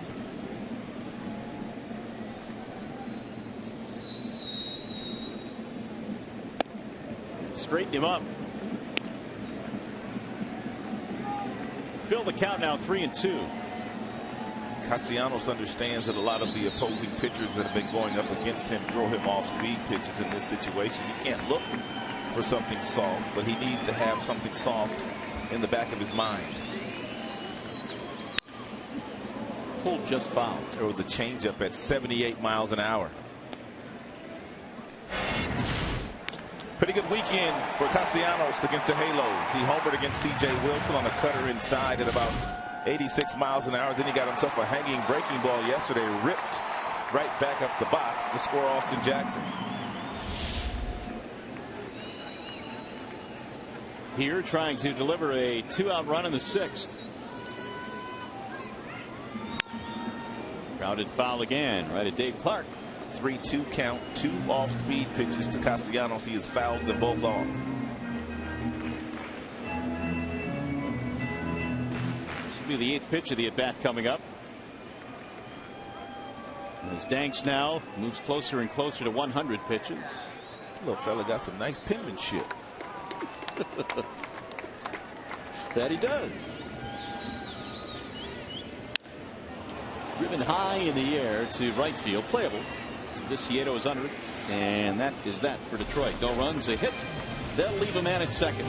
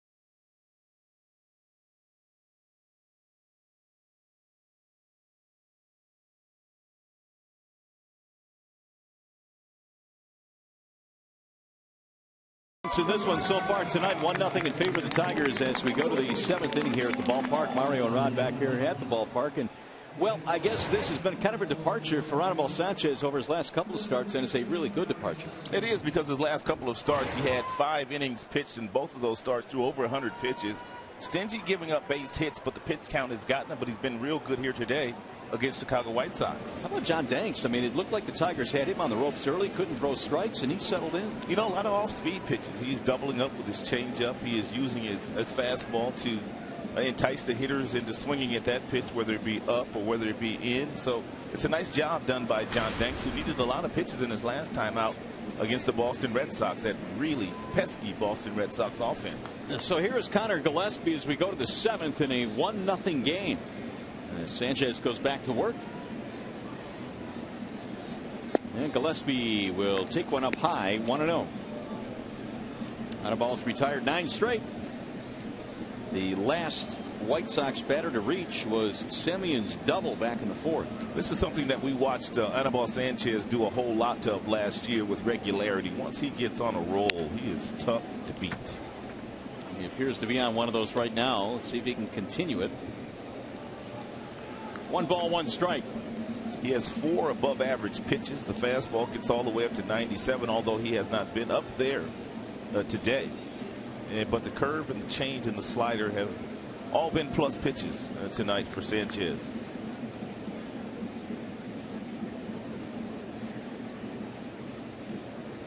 Here's the 1-1.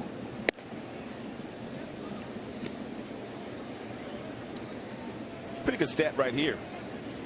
In 25 starts, allowing 2 earned runs or less since the beginning of last year, Sanchez is tied for most in the American League. Well, he only made 29 starts last year, so that's really an incredible stat. 25 of the 29.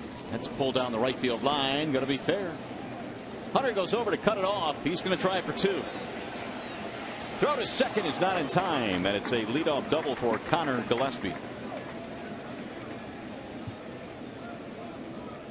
7th two-bagger of the year for Gillespie. And Gillespie off to a pretty good offensive year this season after having a really nice rookie campaign for the White Sox last year. Nice job by Torrey getting over there, turning around and firing the ball back to second base, but not before Gillespie head first sliding into second safely. White Sox have their second hit of the game, both of them doubles, and both have led off innings. Last time the White Sox were unable to even advance the leadoff double.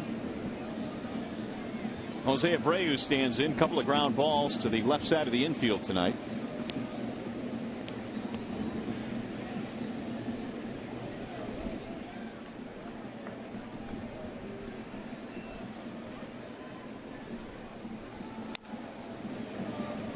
One ball, one strike. If you decide to throw Abreu a fastball, you need to get it inside. When he does get those arms extended with the kind of power that he has, he could do a lot of damage. You simply have to crowd him with real good fastballs in, and then real slow breaking balls down and away. Abreu's 17 RBIs, his second in the American League. That sails outside. There's that slow breaking ball away, but he didn't get it down. If I were to tell you that Chris Colabello is leading the American League in RBIs, would you believe me? Where's he playing for the Twinkies? Minnesota, yeah. He's also second in the league in hitting. Good for him. It's a good story. It's a great story, really.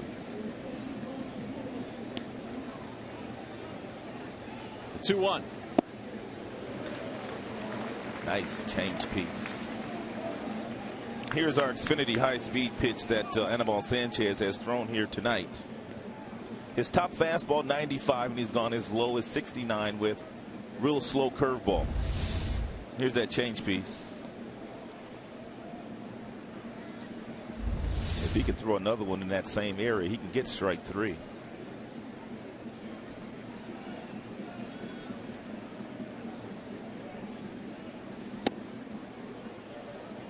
Busted him in with a fastball. The count fills now 3-2.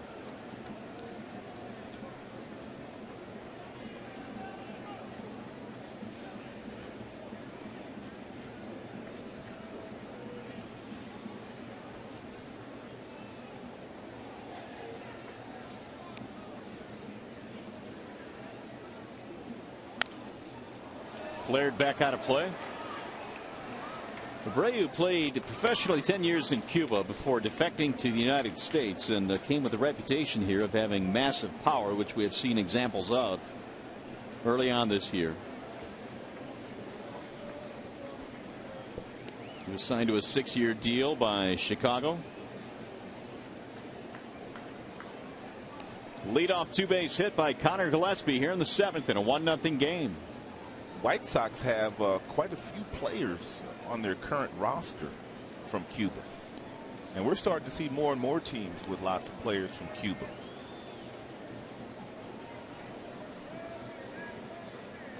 Dominican still leads the list in foreign-born players.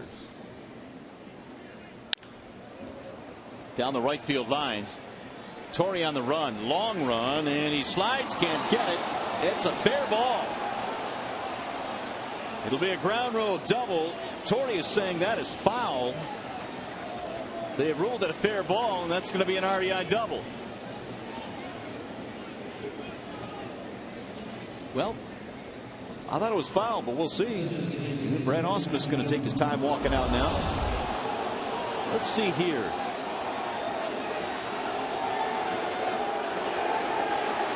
And that looks like a foul ball. Here comes Brad.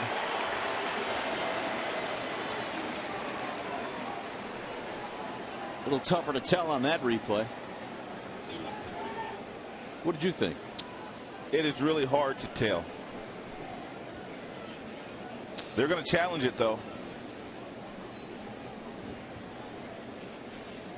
Well, right now it's the difference between scoring a run and not. So here comes our second challenge of the game. Robin Ventura lost a challenge earlier tonight. And this one is under replay review.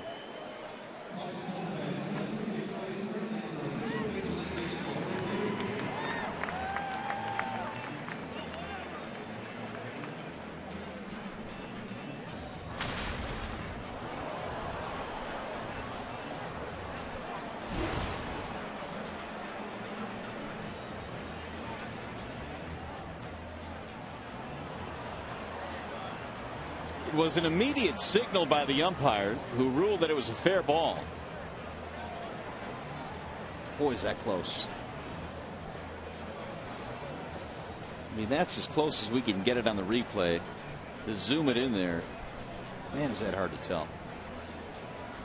Well, it's going to be a big call, because the game is either tied now or it's not.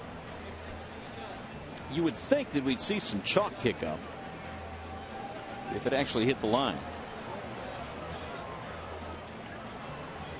First replay took 3 minutes to decide. First challenge, I should say. We'll see how long this one takes.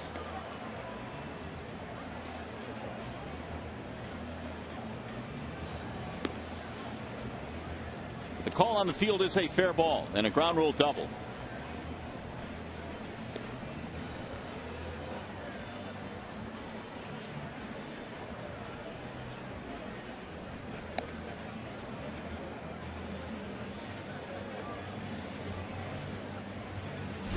It's a double. Call stands.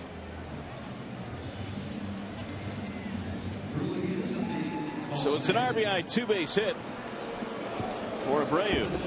Sox have 3 hits now, all of them doubles, and we are tied. That was an outstanding at bat by Abreu, who fell behind Anibal Sanchez, and Anibal had 2 strikes on him, but he couldn't put him away. And Abreu simply trying to move the runner to third base, but he rewarded himself by hitting a double and driving in Gillespie.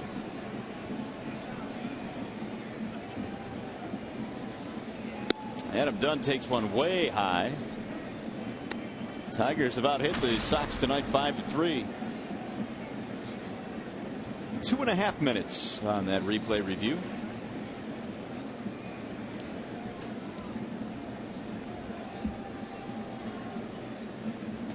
Dunn is 0 for 2, strikeout, ground out.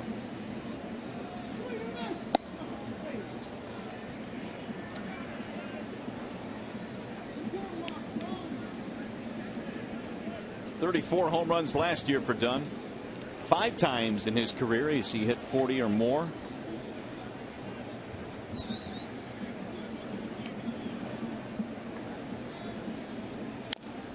But when he came over to the White Sox, remember that 3 years ago, they were just on him in Chicago. He had a bad year, man. He hit 159 that year. And he played every day. It's hard to hit 159 in the big leagues playing every day. He got over 400 at bats that year. He had appendicitis, I think, real early in the year, which landed him on the disabled list. And because it was his first year, they had given him a huge contract. He came back too soon. And as a result of coming back too soon from the injury, he never got on track that year. 2-2 now on Dunn. And then he got in his own head. I mean, he started working on certain things, and he couldn't get out of his own way. A lot of big years with Cincinnati. Spent a couple of years with Washington, and then came over to the White Sox. He's always had a good eye. He's always walked a lot. He's always struck out a lot. He's also hit a lot of big flies. Way high, 3-2. So Sanchez kept him off the board for 6 innings, then a double by Gillespie and a double by Abreu. And there is activity now in the Detroit bullpen. Lefty Ian Kroll.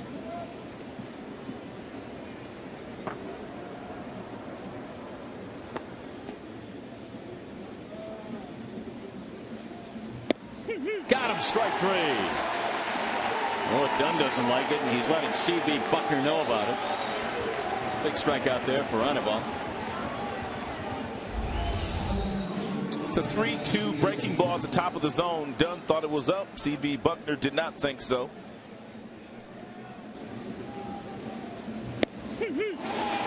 Borderline.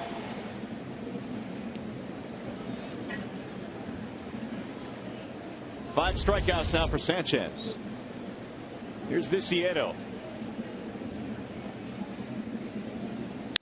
Ooh, driven to center field. Jackson is on the move, still going back. He looks up, and that ball is up against the wall. Abreu rounding third. They'll send him home. It's a double to dead center against the wall to make it 2-1 Chicago. That ball was absolutely smashed. Abreu had to hustle to get home. Bad base running by Abreu. When that ball left Viciedo's bat, I thought it was going out to center field, to be perfectly honest with you. But if you got Abreu, you got to go halfway here. You go halfway. Even if Jackson catches it, you can still get back, get to third base. He almost cost himself a run, and had Ian Kinsler thrown the ball to home plate, it may have been a close play. Ian just assumed that he had to get the ball to third base. So the White Sox have taken a 2-1 lead here in the 7th on a ball that was just crushed by Viciedo. Viciedo's got to be thinking, how can I hit a ball that far and not hit it out of the ballpark? That was a different sound right there. 4th hit of the game now for Chicago, and all 4 of their hits, 2 baggers. Here's Ramirez.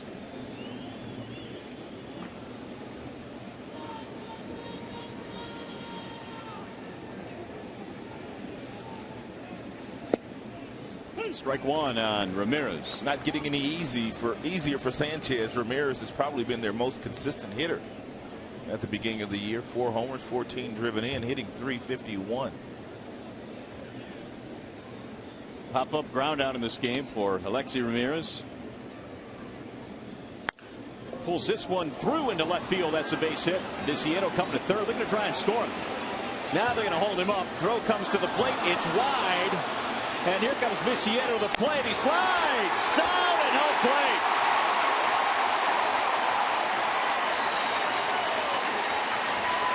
Oh, the Tigers got a break there.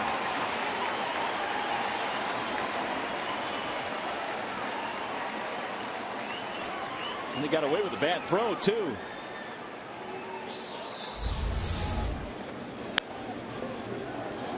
Viciedo is being held up by Joe McEwing, the third base coach, but Rajai Davis comes up, fires an errant throw, gets past Avila, but Avila gets to it, gets the ball to Sanchez. Sanchez appears to apply the tag to Viciedo before he gets his foot on the plate, but we'll look at it. I don't know. And it looks like he hit the bag before he was tagged. Now keep in mind that Ventura lost his challenge, but he can review here in the 7th inning on, where he can ask for the umpires to consider it, and they're going to review it now.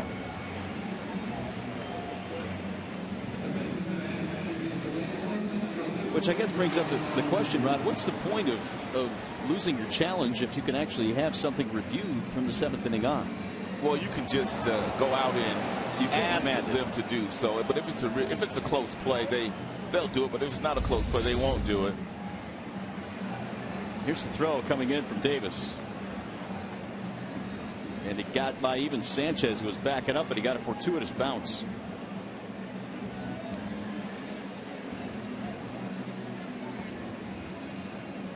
This is already the 3rd challenge of this game, and the White Sox also had a challenge in their game yesterday against the Texas Rangers, which lasted about 3.5 minutes.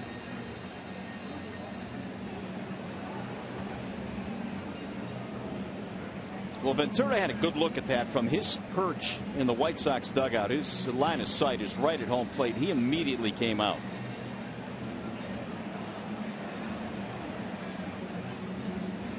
So we'll see what the result is on this one. Again, it'll be a big result. It's either 3-1 or 2-1.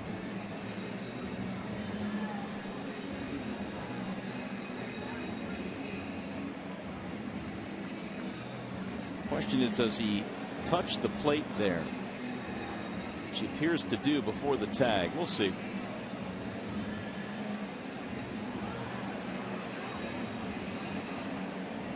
The crowd is also getting a look. If Avila gets the tag on the foot when the foot's in the air, there's no doubt that he's out. But the question is whether Avila got the tag on him before that right foot was able to scrape home plate.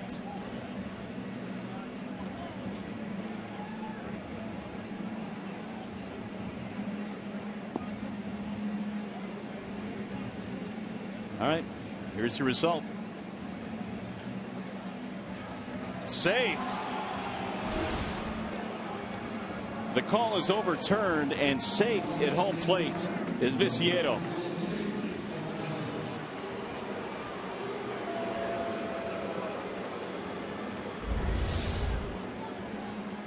Let's blow it up here and see what we can. If the tag wasn't applied there, and now the foot's on the bag, tag still not applied. He may have got that left knee, but apparently the umpires in New York feel like it's a safe call. So that's going to be it for Sanchez. The White Sox have taken a 3-1 lead. We've got a Walsack Windows pitching change here at Comerica Park, and we shall return.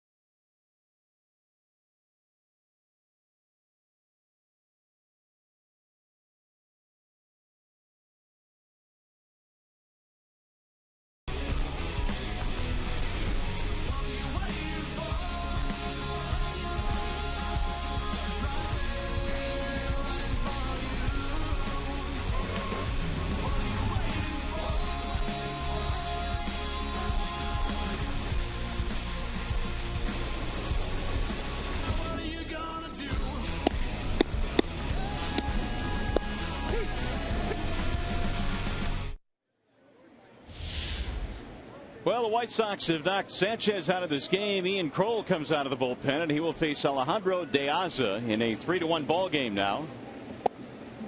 Ruling on that last place single, E7, no RBI. Runner takes second on the throw home. Now we'll see if the Tigers bullpen can hold it here. 6 1/3 for Sanchez, 5 hits, 3 runs. He was just cruising here until this inning. Then a few doubles and a base hit there by Alexi Ramirez knocks him out of the game. De Aza line out, walk, and also a stolen base. Here are the numbers on Kroll.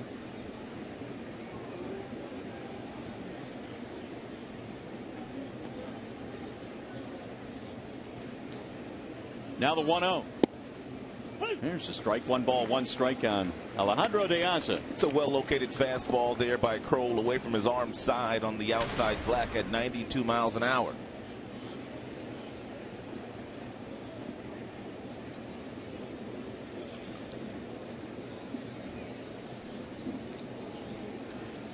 Nobody on the bag. And the one thing that Ramirez doesn't do a lot of, he doesn't run a lot.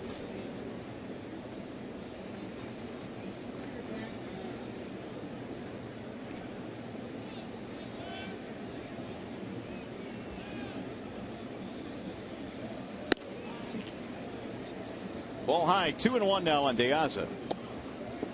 3 doubles in this inning for Chicago. A single, a throwing error by Tigers left fielder Rajai Davis. And you total it all up, and it's a 3 spot for the White Sox, who have taken their first lead. Nieto waiting on deck. The 2-1. Back out of play. 2-2 now on De Aza.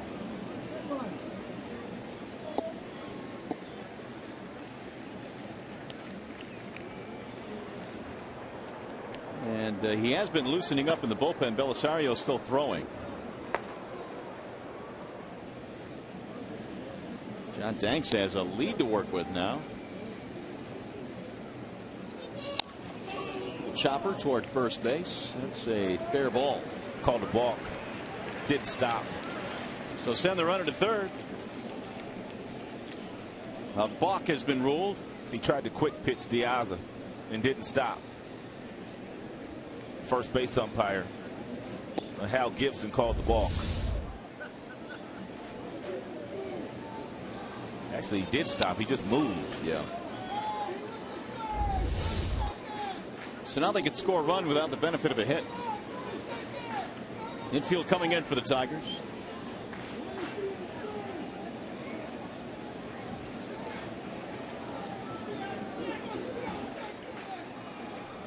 Avila holding a conversation now with C.B. Buckner at home plate.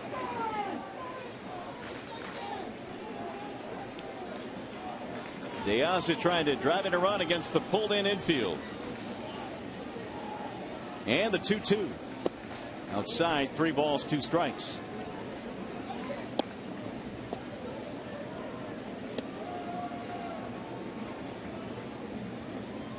Sanchez had retired 9 straight coming into the 7th inning, and that string was broken by the double from Gillespie.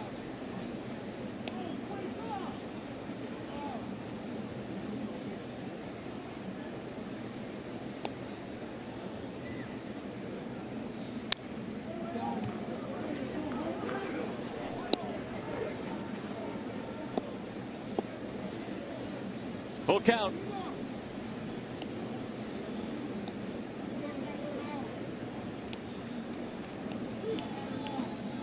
Ramirez, the runner at third base, with the infield in. And he hit it. De Aza didn't really make much of an effort to get out of the way of that pitch right there.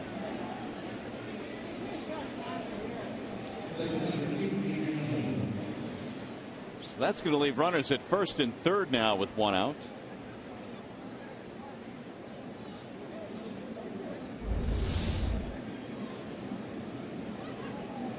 Boy, you're right.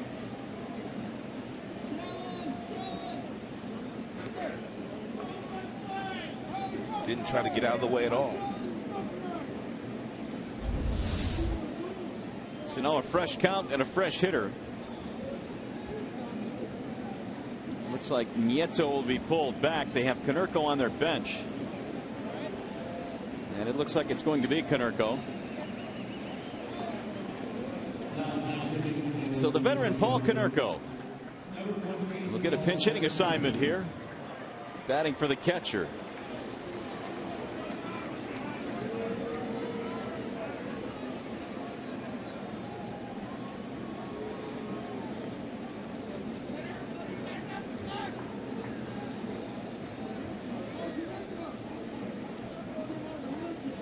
What a career Konerko has had. And it's a career that is winding down now. 434 big league home runs. Has he officially announced that he is going to shut it down after this season is over? I have not heard, but I think that's the prevailing thought. He is 0 for his last 15. Had a pinch hit single on opening day. And now he will try and deliver here with 1 out in the 7th inning. Ball 1. Well, they have him on their media guide, and he's the only player on the media guide. An indication of them showing him a little bit of respect. His final season in the big leagues as a player. 1 for 16 this year for Konerko. Doesn't run well on the ground. It's double play, gets you out of the inning. But now it's 2-0. 1999 was his first year with the White Sox. He's been in a Sox uniform since. And this Wago had a pretty nice flow to it before this inning. It slowed down to a snail's pace. That it has.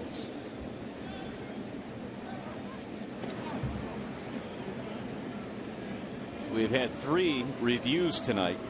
3 lengthy reviews. Exactly, which has really slowed the flow of the game. Here are the ranks in White Sox history for Konerko.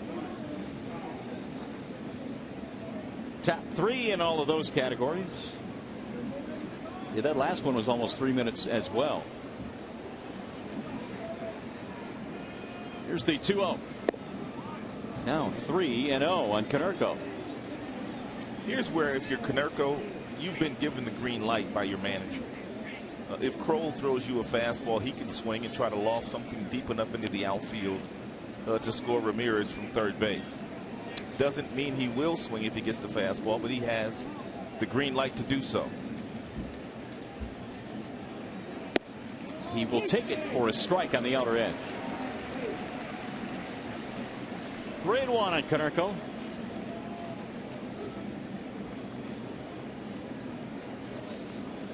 Runner at third. The responsibility is Sanchez. The runner at first belongs to Kroll. Tigers in desperate need of a double play ball here.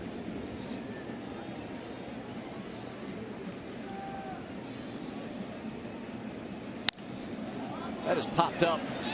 First base line. See if Miggy can get there. He can. Throw to the plate, and retreating is Ramirez. What a running play by Miguel Cabrera. Not only did he make the running play, but he knew the situation beforehand. With his back turned to play here, he knew Ramirez on third base would tag up. So he alertly catches it, and Miguel has a very strong arm. One hop strike to Avila. Ramirez came halfway down the line and then stopped and retreated back to third. One of the more difficult plays a first baseman has to make, and Cabrera did it very nicely. Here's Ramirez. He was coming home all the way, but Miguel was heads up in doing his job throwing the ball to home plate, so Alexi didn't want to run into the third out of the inning. Now Jordan Danks with 2 outs.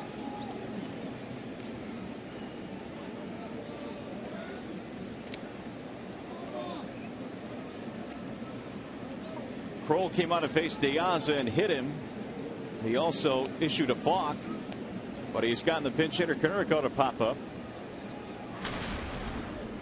Danks 0 for 3. Reaching on an error by Jackson to start the game, but later doubled up. And he drives one to center field. Jackson coming on to make the play, and that'll be it for Chicago. They send 8 men to the dish, and they score 3 runs to take the lead. Coming up the 7th inning stretch, brought to you by LaFontaine Automotive Group.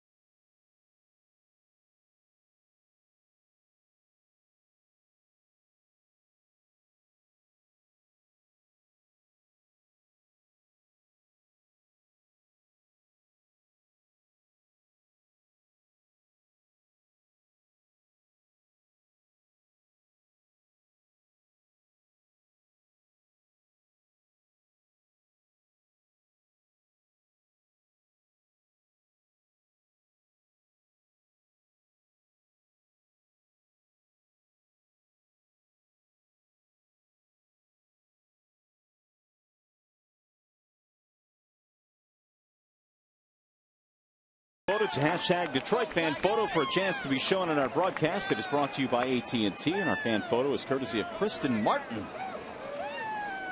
I assume that's your pet, right? No. Much smaller. Well, the Tigers have some ground to make up now. They are down by a score of 3-1, and Danks brings home a breaking ball that stays high. Alex Avila, Andrew Romine, Rajay Davis. 3 runs, 5 hits for the Chicago White Sox. A run on 5 hits for the Tigers as Tyler Flowers comes in to catch. They pinch hit for Nieto, the starter. 2-0. Avila knocked in the Tigers' run with a ground out back in the second.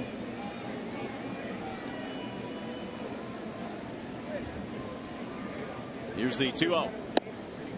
Strike on the outer edge.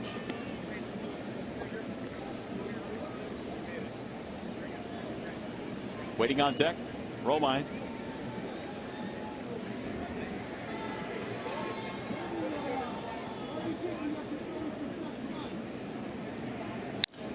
One is skied in the air to center. Hit pretty good, but it's playable. Danks under it.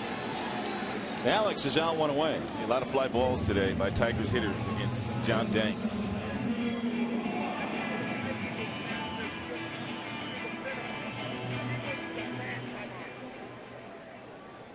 Here's Romine. It did not look early in this game that Danks was long for this contest. He walked 3 batters early. Struggled with his command, but then kind of settled in, and here he is in the 7th, leading by 2.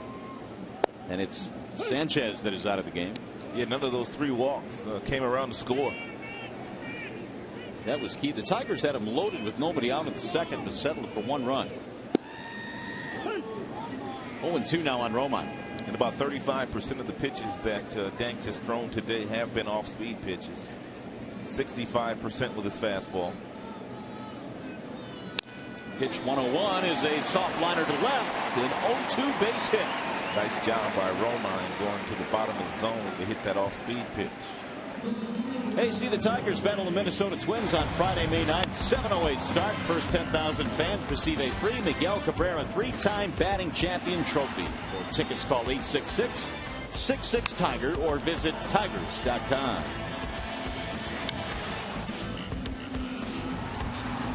Blinky's in town. It's going to be it appears, for Danks, who crossed the 100 plateau in pitches thrown. Robin Ventura has made his way out to the mound. Says thank you very much. He'll take the baseball. We have another wall-side windows pitching change. Sox go to the bullpen, and we'll be back.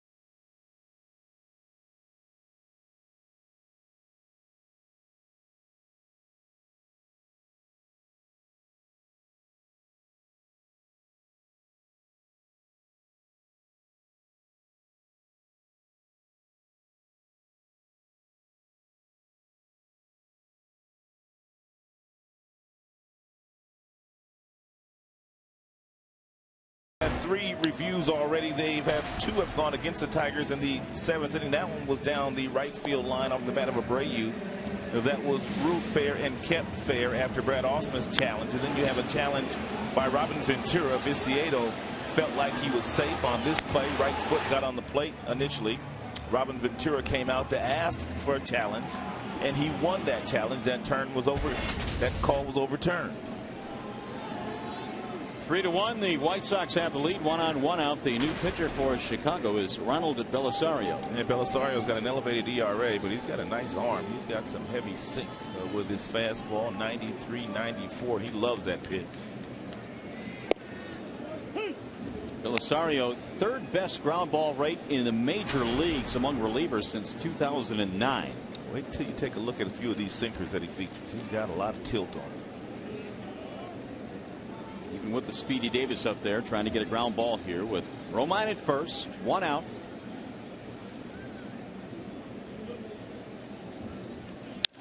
Rajay slices one to center field. That's going to drop, base hit. Romine all the way to third base. And Davis has a single, 1st and 3rd. 93-mile-per-hour sinker by Belisario that didn't do a whole lot. It stayed up long enough for Rajay Davis to hit the ball into center field, and really good base running by Andrew Romine. He recognized very early that this ball was not going to be caught. Therefore, he was able to scoot all the way over to third.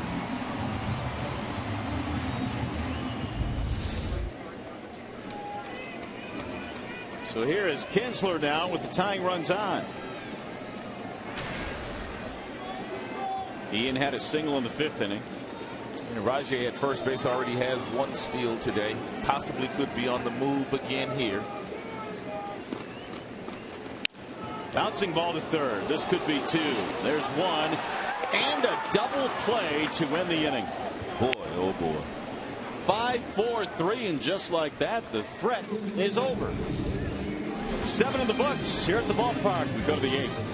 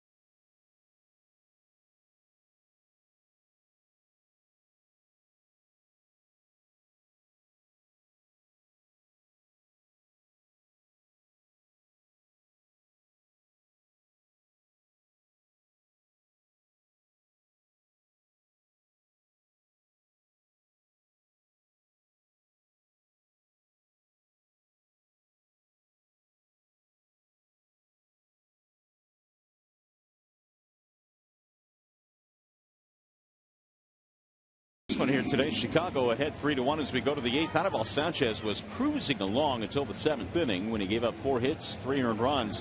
White Sox offense, 4 of their 5 hits, doubles, and the Tigers offense just has not been able to get it done with men in scoring position tonight. And because of that, they are down by 2. Meanwhile, hard-throwing Evan Reed will come in for Detroit. Tigers had a golden opportunity in that last half inning with one of their better RBI men up this year. Ian Kinsler hitting into the double play, and you have Evan Reed, who has a good arm. He's doing well this year. He has not given up an earned run in the 6 innings that he has pitched in 5 games. Good fastball, 96, 97, nice slider, and a changeup as well. So it'll be Marcus Semien to lead things off for Chicago. 8th inning on tap here. Semien, Gillespie, and Abreu. Facing Evan Reed, who follows Ian Kroll in this game. Semien had the big double to start things off in the 4th. It looked like the White Sox might be getting something going against Anibal Sanchez, but they stranded him. So he is 1 for 3 tonight. Missed it inside. 1-0 the count.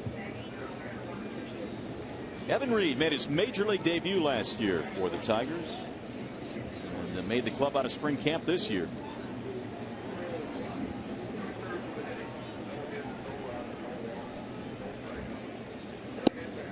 There's a foul at home plate. 96 on the gun that time from Reed. 1 ball and 1 strike.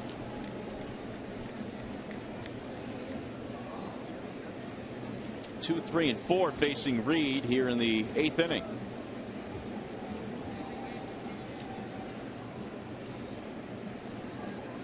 Here's the 1-1. Chopper back up the middle. Kinsler on the move. And SEMIEN is out of there. 1 gone. Hey, by the way, it's April in the D on Fox Sports Detroit. Join us tomorrow. Game 3 of the Stanley Cup playoffs. The Red Wings head home to take on the Bruins. That's Game 3. Red Wings Bruins Tuesday at 7 o'clock right here on Fox Sports Detroit.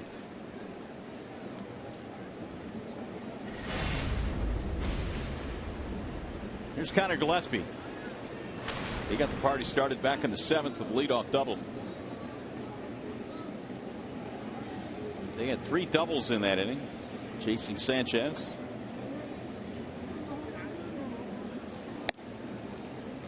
Missed it outside. 1-0.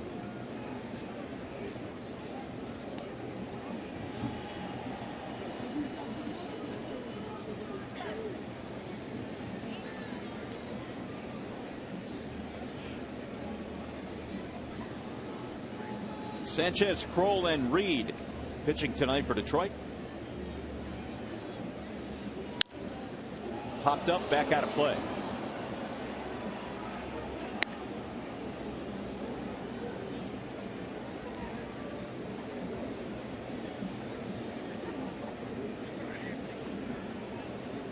Evan last year was in the Marlins organization at the beginning of the year. The Tigers got him off the waiver wire in early April. He went down to the minor leagues with Detroit and then came up, pitched 16 games with the Tigers.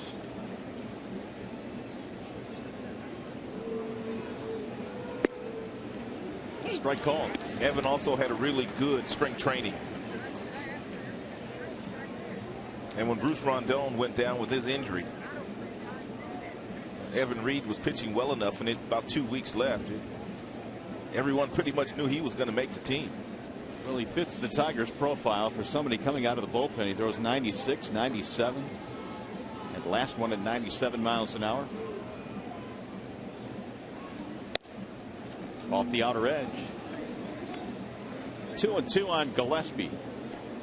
Evan Reed was also out of options, which means the Tigers, had they tried to send him down to Toledo, the kind of spring that he was having and the big arm that he has, he wouldn't have made it through waivers. They would have lost him.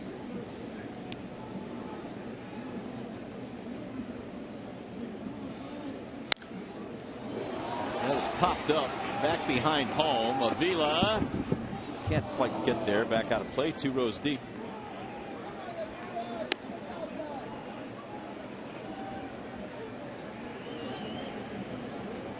Tigers right now in a stretch of 12 consecutive games against teams within their division. So they will see nothing but Central Division opponents over the next 12. Important stretch, even though it's still very early in the season.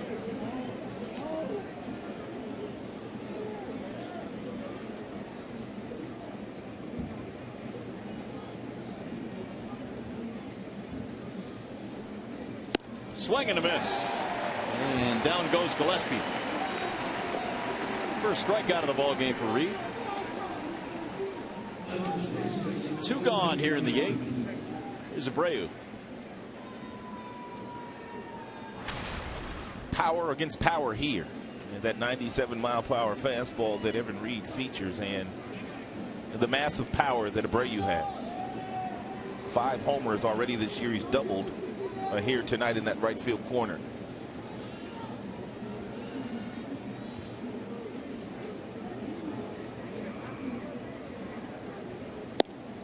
Drops in a breaking ball for strike one.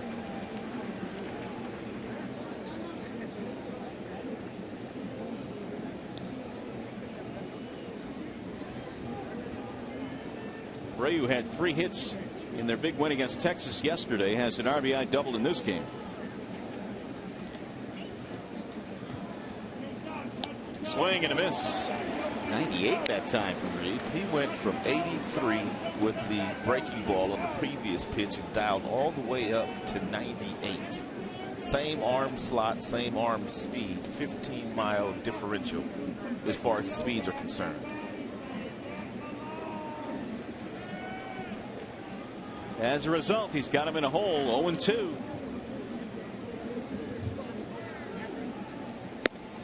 Wouldn't chase it. Up out of the strike zone at 98 one more time. 1-2. If you do throw him a breaking ball, you don't want to do him any favors. You don't want to hang it. If you do, he'll hit it a long way.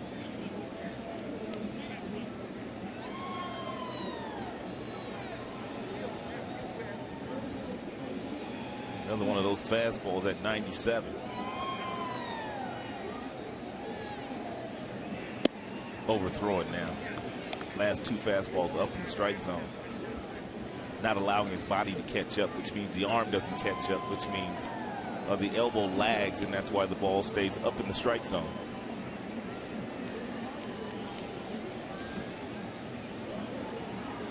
Here's the 2-2 coming home.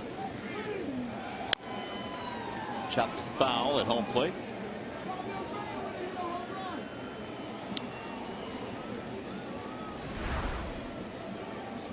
Well, the White Sox have 4 Cubans on their active roster. They've got Ramirez, Abreu is the newest, Viciedo, and of course Adrian Nieto. All very young too, for the most part. No other team has more than 2 Cuban players on the active roster. Told you earlier, Dominican Republic still has the most foreign-born players on major league rosters on opening day.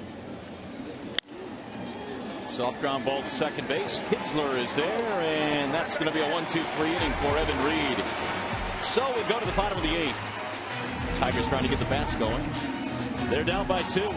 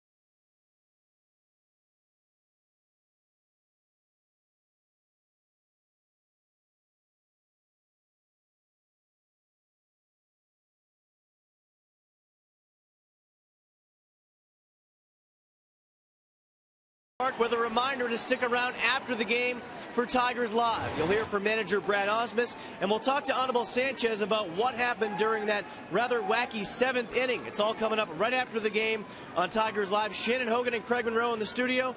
And it's all coming up right after this one. Mario and Rob, back to you guys for now. All right, Justin, thanks very much. Hopefully you guys will be talking about a comeback win. Here is Cabrera to lead it off against Belisario. Middle of the Tigers lineup.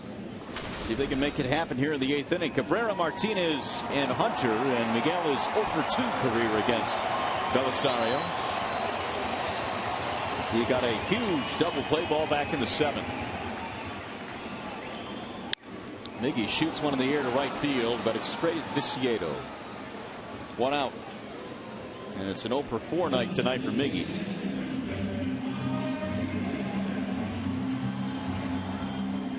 He's going to bring up Victor Martinez. Victor tonight is 1 for 3, has a 2 base hit in this contest.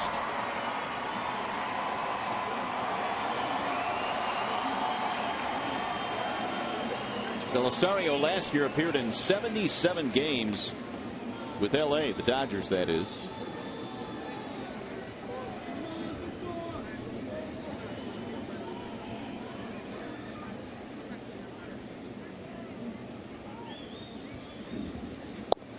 Ball 1 low.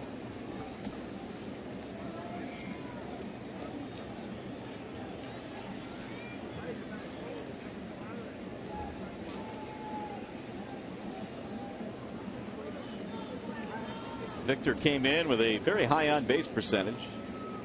373, trying to get on here to bring the tying run to the plate. Every pitch that Belisario has thrown up there since coming into this contest have been heavy sinkers at 93, 94. Speaking of heavy, that's a heavy chain he's got on his neck too. Doesn't seem to bother him though. The 2-0 pitch. That sinks in for a strike.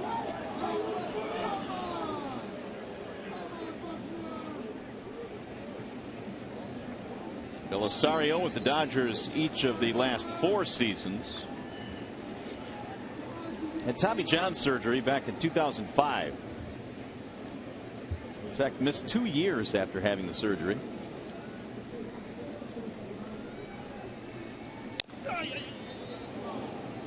Two and 2 on Martinez. And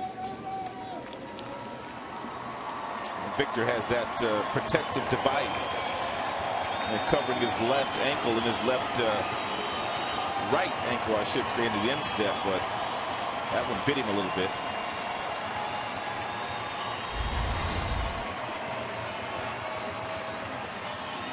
Just above it. Yeah, that's why.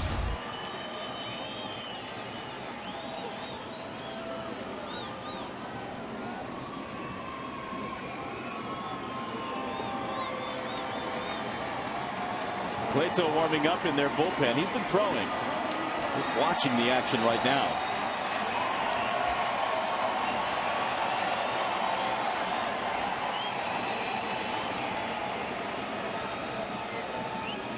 Two and 2.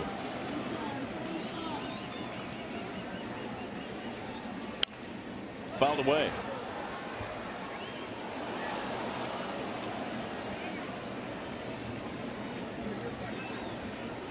Plato, the right-hander they have warming up, has not pitched since the 16th against Boston. It's been a few days since he's been out there.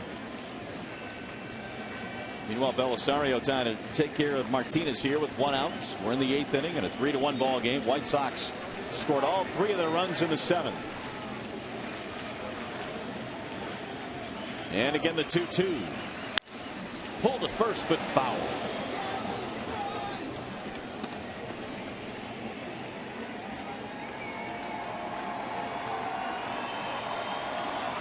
Victor now has 7 hits on this homestand. Crowd trying to help him out. 24,000 plus in attendance here this evening.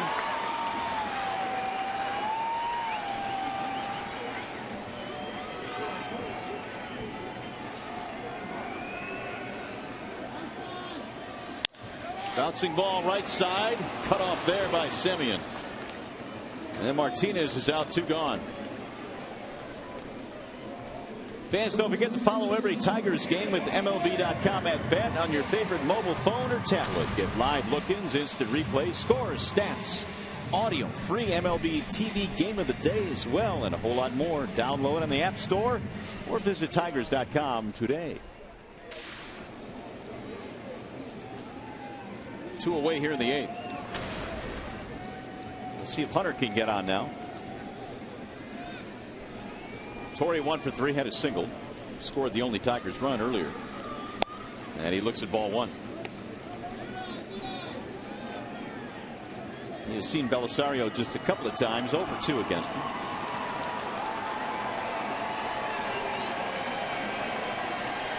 Again, prior to this year, Belisario had not pitched in the American League.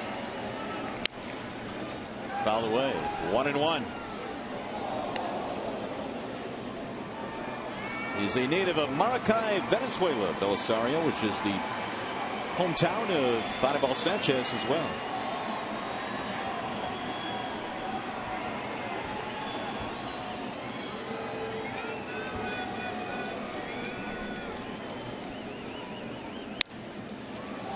Little floater, shallow right field. Viciedo can't get it.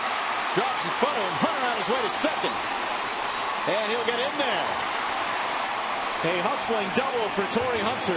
It's a great job by Torrey. That ball was in front of him as a breaking ball up in the strike zone, fought off by Torrey Hunter. And then once Viciedo comes in, leaves his feet, the ball goes off his glove and trickles about 10 feet away from him. And before the ball is picked up and got to second base, Torrey Hunter sliding in with a double.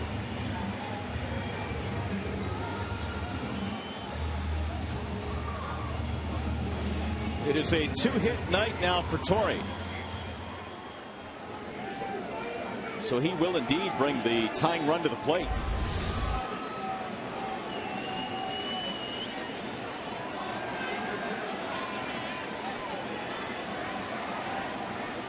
Jackson looks at a strike, 0-1.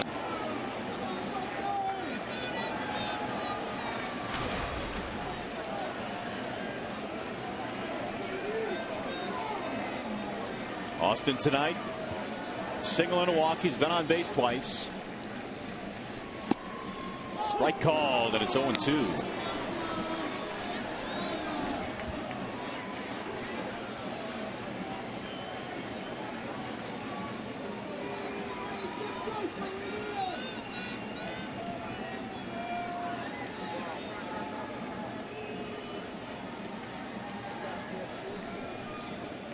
Swing and a miss. He tried to hold up, couldn't do it.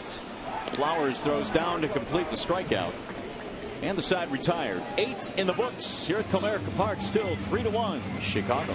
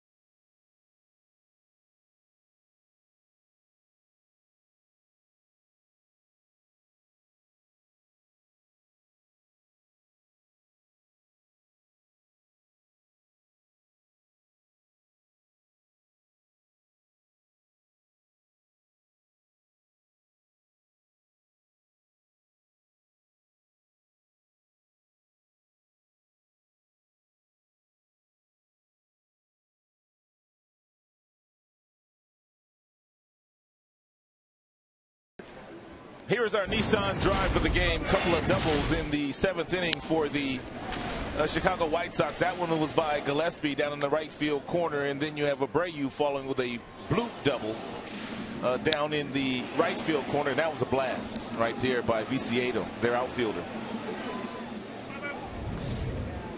So Abreu, our first look at him, RBI 2-base hit in the 7th inning, proved to be a big hit. In fact, the White Sox have 5, Tigers have 8 hits. Evan Reed is back out there now as Dunn leads it off, and the first pitch high and away. Adam Dunn, Diane Viciedo, and Alexi Ramirez. 0 for 3 tonight with a strikeout in the 7th for Adam Dunn. Average of 255.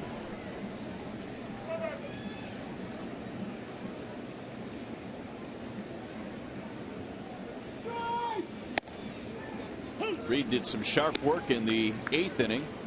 Got Semien to ground out, struck out Gillespie, and got Abreu to ground out.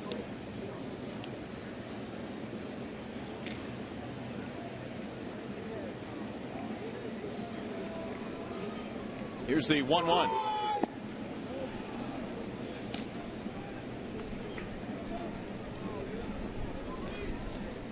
Feels like the breeze is starting to pick up a little bit. They say some rain is coming in this direction before the evening is over. Apparently it's supposed to be here about midnight or so. Big swing there by Dunn. I'll be asleep by then. Not going to be a late night for you tonight? 10 toes up. Matt Lindstrom warming up. He's blown a couple of saves this year, so stay tuned.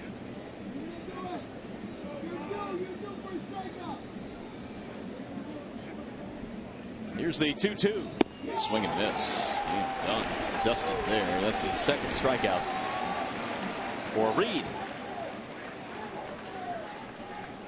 Well, America's new sports network is the place to turn before every slam, every goal, every game. With America's pregame beginning April 7th only on Fox Sports 1 and streaming live on Fox Sports Go. Turn into America's pregame weeknights at 6 p.m. Eastern only on Fox Sports 1. To find your Fox Sports 1 on your cable or satellite provider, go to foxsports1.com. So Evan Reed, good work. He faced 4 batters, got all 4 of them, struck out 2. And Brad Ausmus now will go to his bullpen. Trying to keep this a 2-run game here.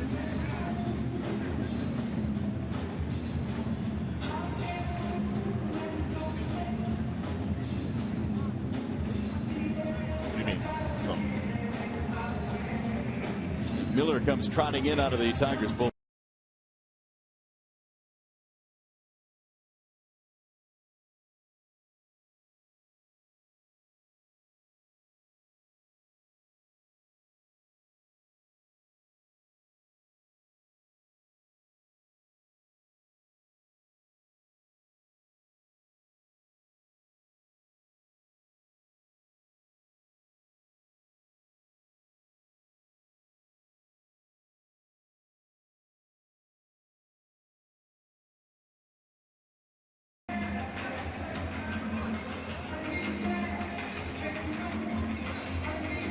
Well, the Tigers bullpen trying to keep it right here where it is and give the offense a chance in the 9th inning. Miller will take over now for Evan Reed. Evan Reed made his major league debut just a couple of days ago against the Los Angeles Angels. 2 innings, gave up 1 hit, and it was a wonderful sight. His parents were in attendance here, and I know they were very happy.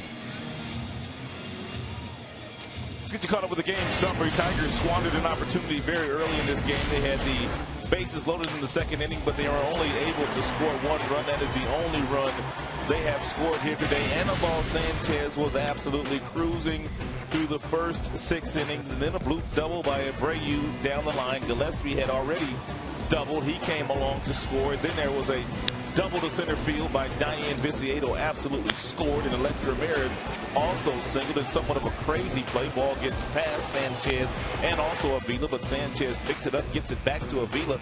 He was ruled out, and then the call was changed. 3 times tonight we went to the replay to look at a call. So Robin Ventura and the White Sox lead this one here in the 9th inning. 1 out, nobody on, and Miller set to go to work. That'll bring up Dayan Viciedo.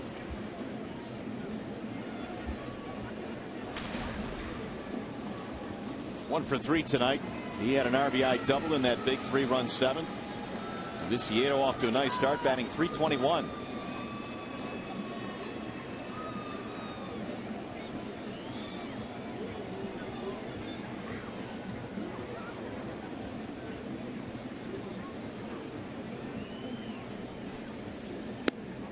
The hook misses high and inside. 1-0. Miller appeared in 4 games with the Mud Hens. 4 2/3 scoreless innings with Toledo.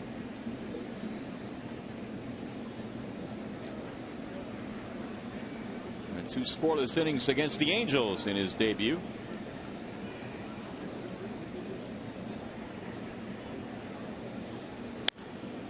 Fouled away.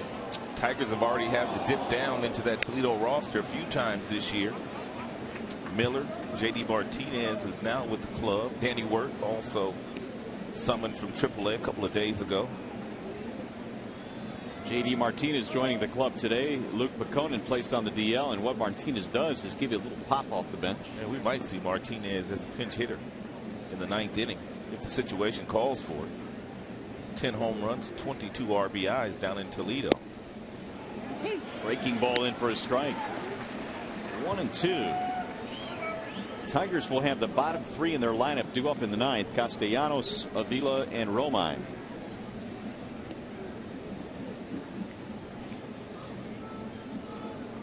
Ramirez on deck.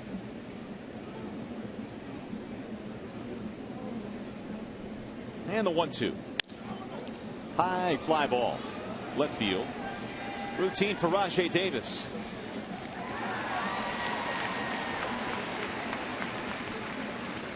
Two up, 2 down.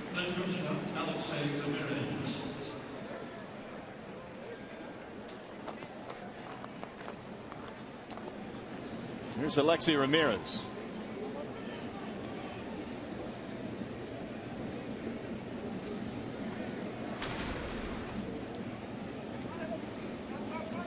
Average at .359 now. Ramirez had a single in the 7th inning. His only hit. Came in leading the league in hitting at .360.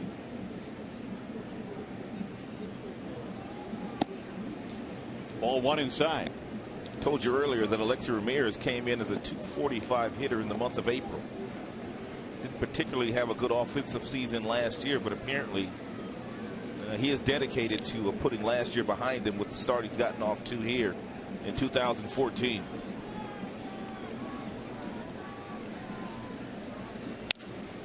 Popped up. Middle of the infield. Romine to the grass. And that is that. 1-2-3 inning. Bottom of the 9th coming up.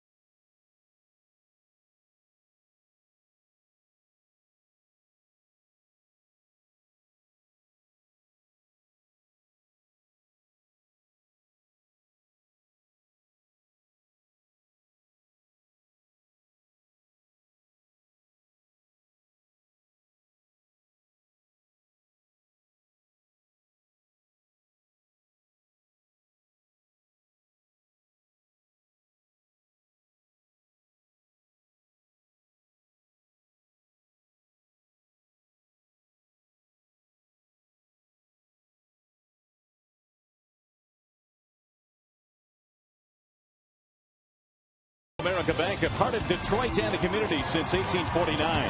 Your Metro Detroit Chevy dealers. Visit ChevyDetroit.com. See why Chevy drives the Motor City. And by Wallside Windows, the official window company of Fox Sports Detroit. Well, let's see if the Tigers have a rally in them. We go to the bottom of the ninth inning. White Sox lead by 2. And Matt Lindstrom is in now to try and close this one down. Lindstrom's got a pretty good arm. He used to throw 100 miles an hour when he was with Florida. He does not have that type of fastball anymore, but he can still dial it up to 96, 97. He also has a slider, a curve, and a change. But in the role that he is in now as their closer, it's going to be pretty much fastball, slider. We won't see many curveballs and changeups. Castellanos will lead things off. Nick Minavila and then Romine due up here. 7, 8, 9 for the Tigers.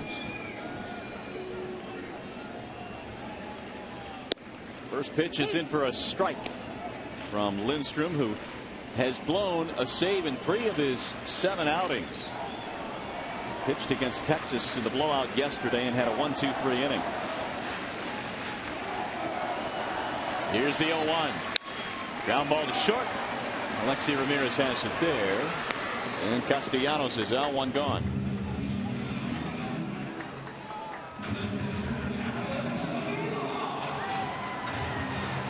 Gonna bring up Alex Avila.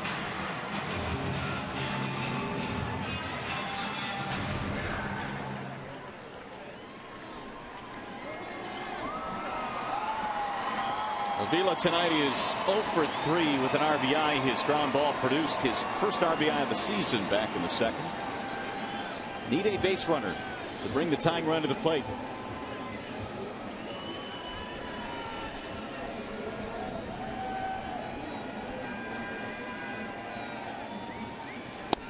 Ball 1 inside.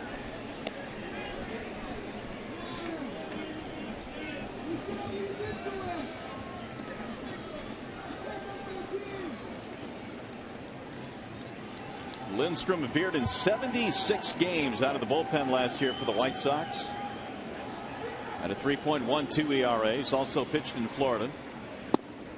He's been a closer in the past with Houston and with the Marlins.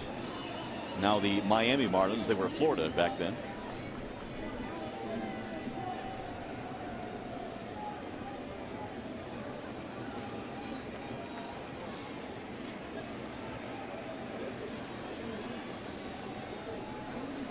Here's the 1-1. Breaking ball darts low. 2 balls, 1 strike. Avila will take his walk. He's done so quite a few times this year, 6 to be exact. Second on the team in that stat.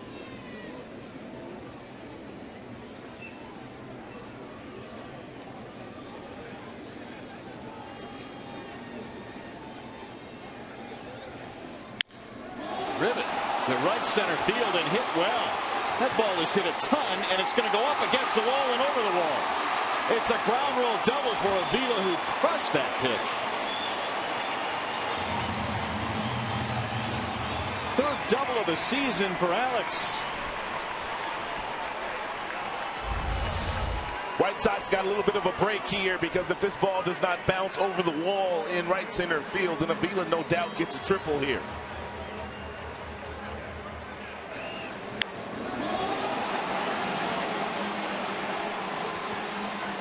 And that's going to set up the opportunity you talked about with J.D. Martinez and his thunderous bat coming off the bench. Well, Brad Ausmus is going to allow him to do what he's been doing down in the minor leagues. You see the 10 home runs that he had down there in Toledo. That's exactly what Brad Ausmus is hoping that J.D. Martinez will do here, run into one. He had his contract purchased from Toledo just today as Don Cooper now makes his way out to the mound. And they'll chat about how they want to attack Martinez. 10 homers, 22 RBIs in only 17 games at Toledo this year. Martinez retooled his swing in the offseason, played winter ball. Big league time with Houston from 2011 through last year, and here are the career numbers. Tigers acquired him when the Astros released him right at the tail end of spring training.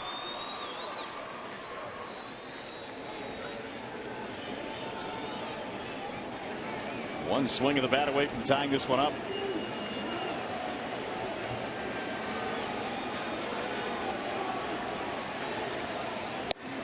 Ball one as he stays away.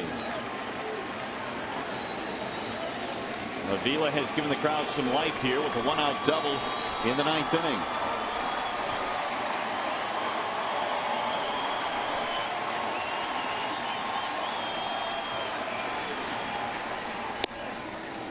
Missed it outside again. 2-0.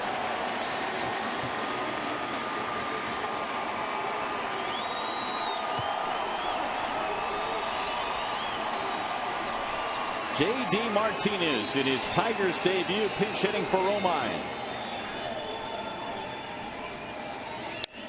He fouls that one back out of play. 2-1.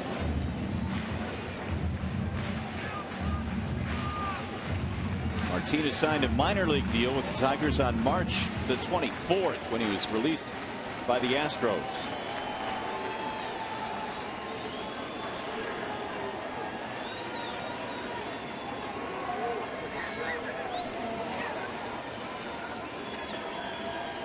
The 2-1. Swing and a miss. 2-2 on Martinez.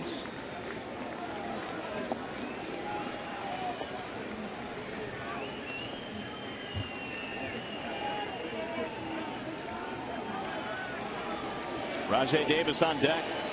3-1 White Sox to the 9th. 1 on, 1 out. And the 2-2 outside. 3-2. Scouting report that was given to Lindstrom by Don Cooper, their pitching coach, was to stay away from him. Of the 5 pitches that he has thrown, a couple of breaking balls, fastballs in the mid-90s, everything has been away.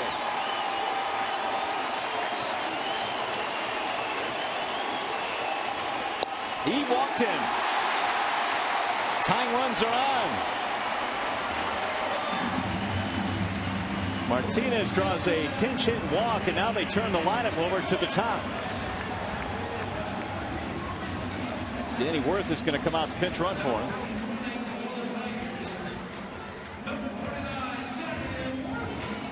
He represents a tying run at first.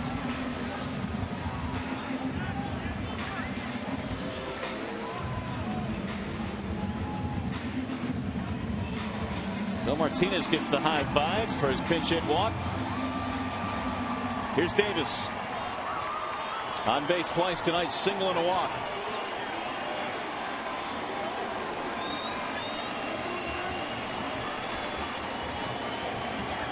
He's seen Lindstrom 5 times, and Rajai is 2 for 5 against him.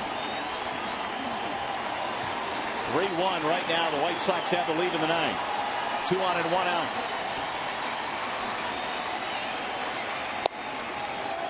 Ball 1.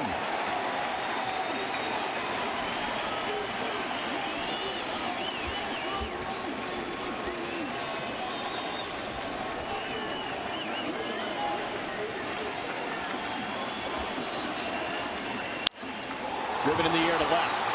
It's going to be playable. Diaz is under it, and the runners retreat.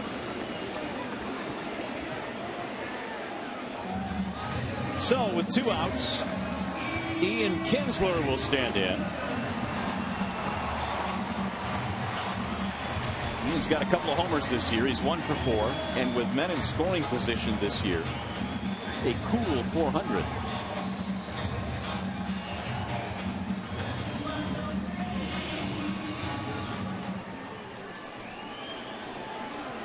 Here's a stat the Tigers have to change right now. They are 0 for 9 with men in scoring position.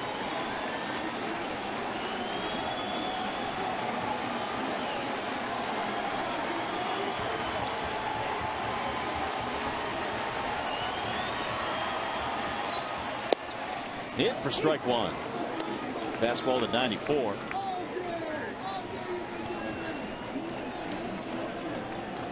Tigers got a run in the 2nd. Chicago scored all 3 of theirs in the 7th.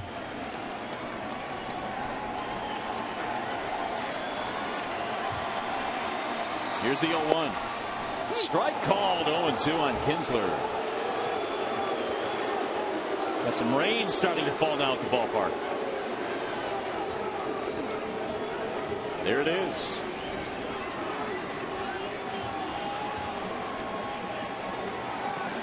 And the 0-2. Bouncing ball to short should do it. Ramirez fires to second, and the White Sox win game 1 in the series. Tigers threaten in the 9th.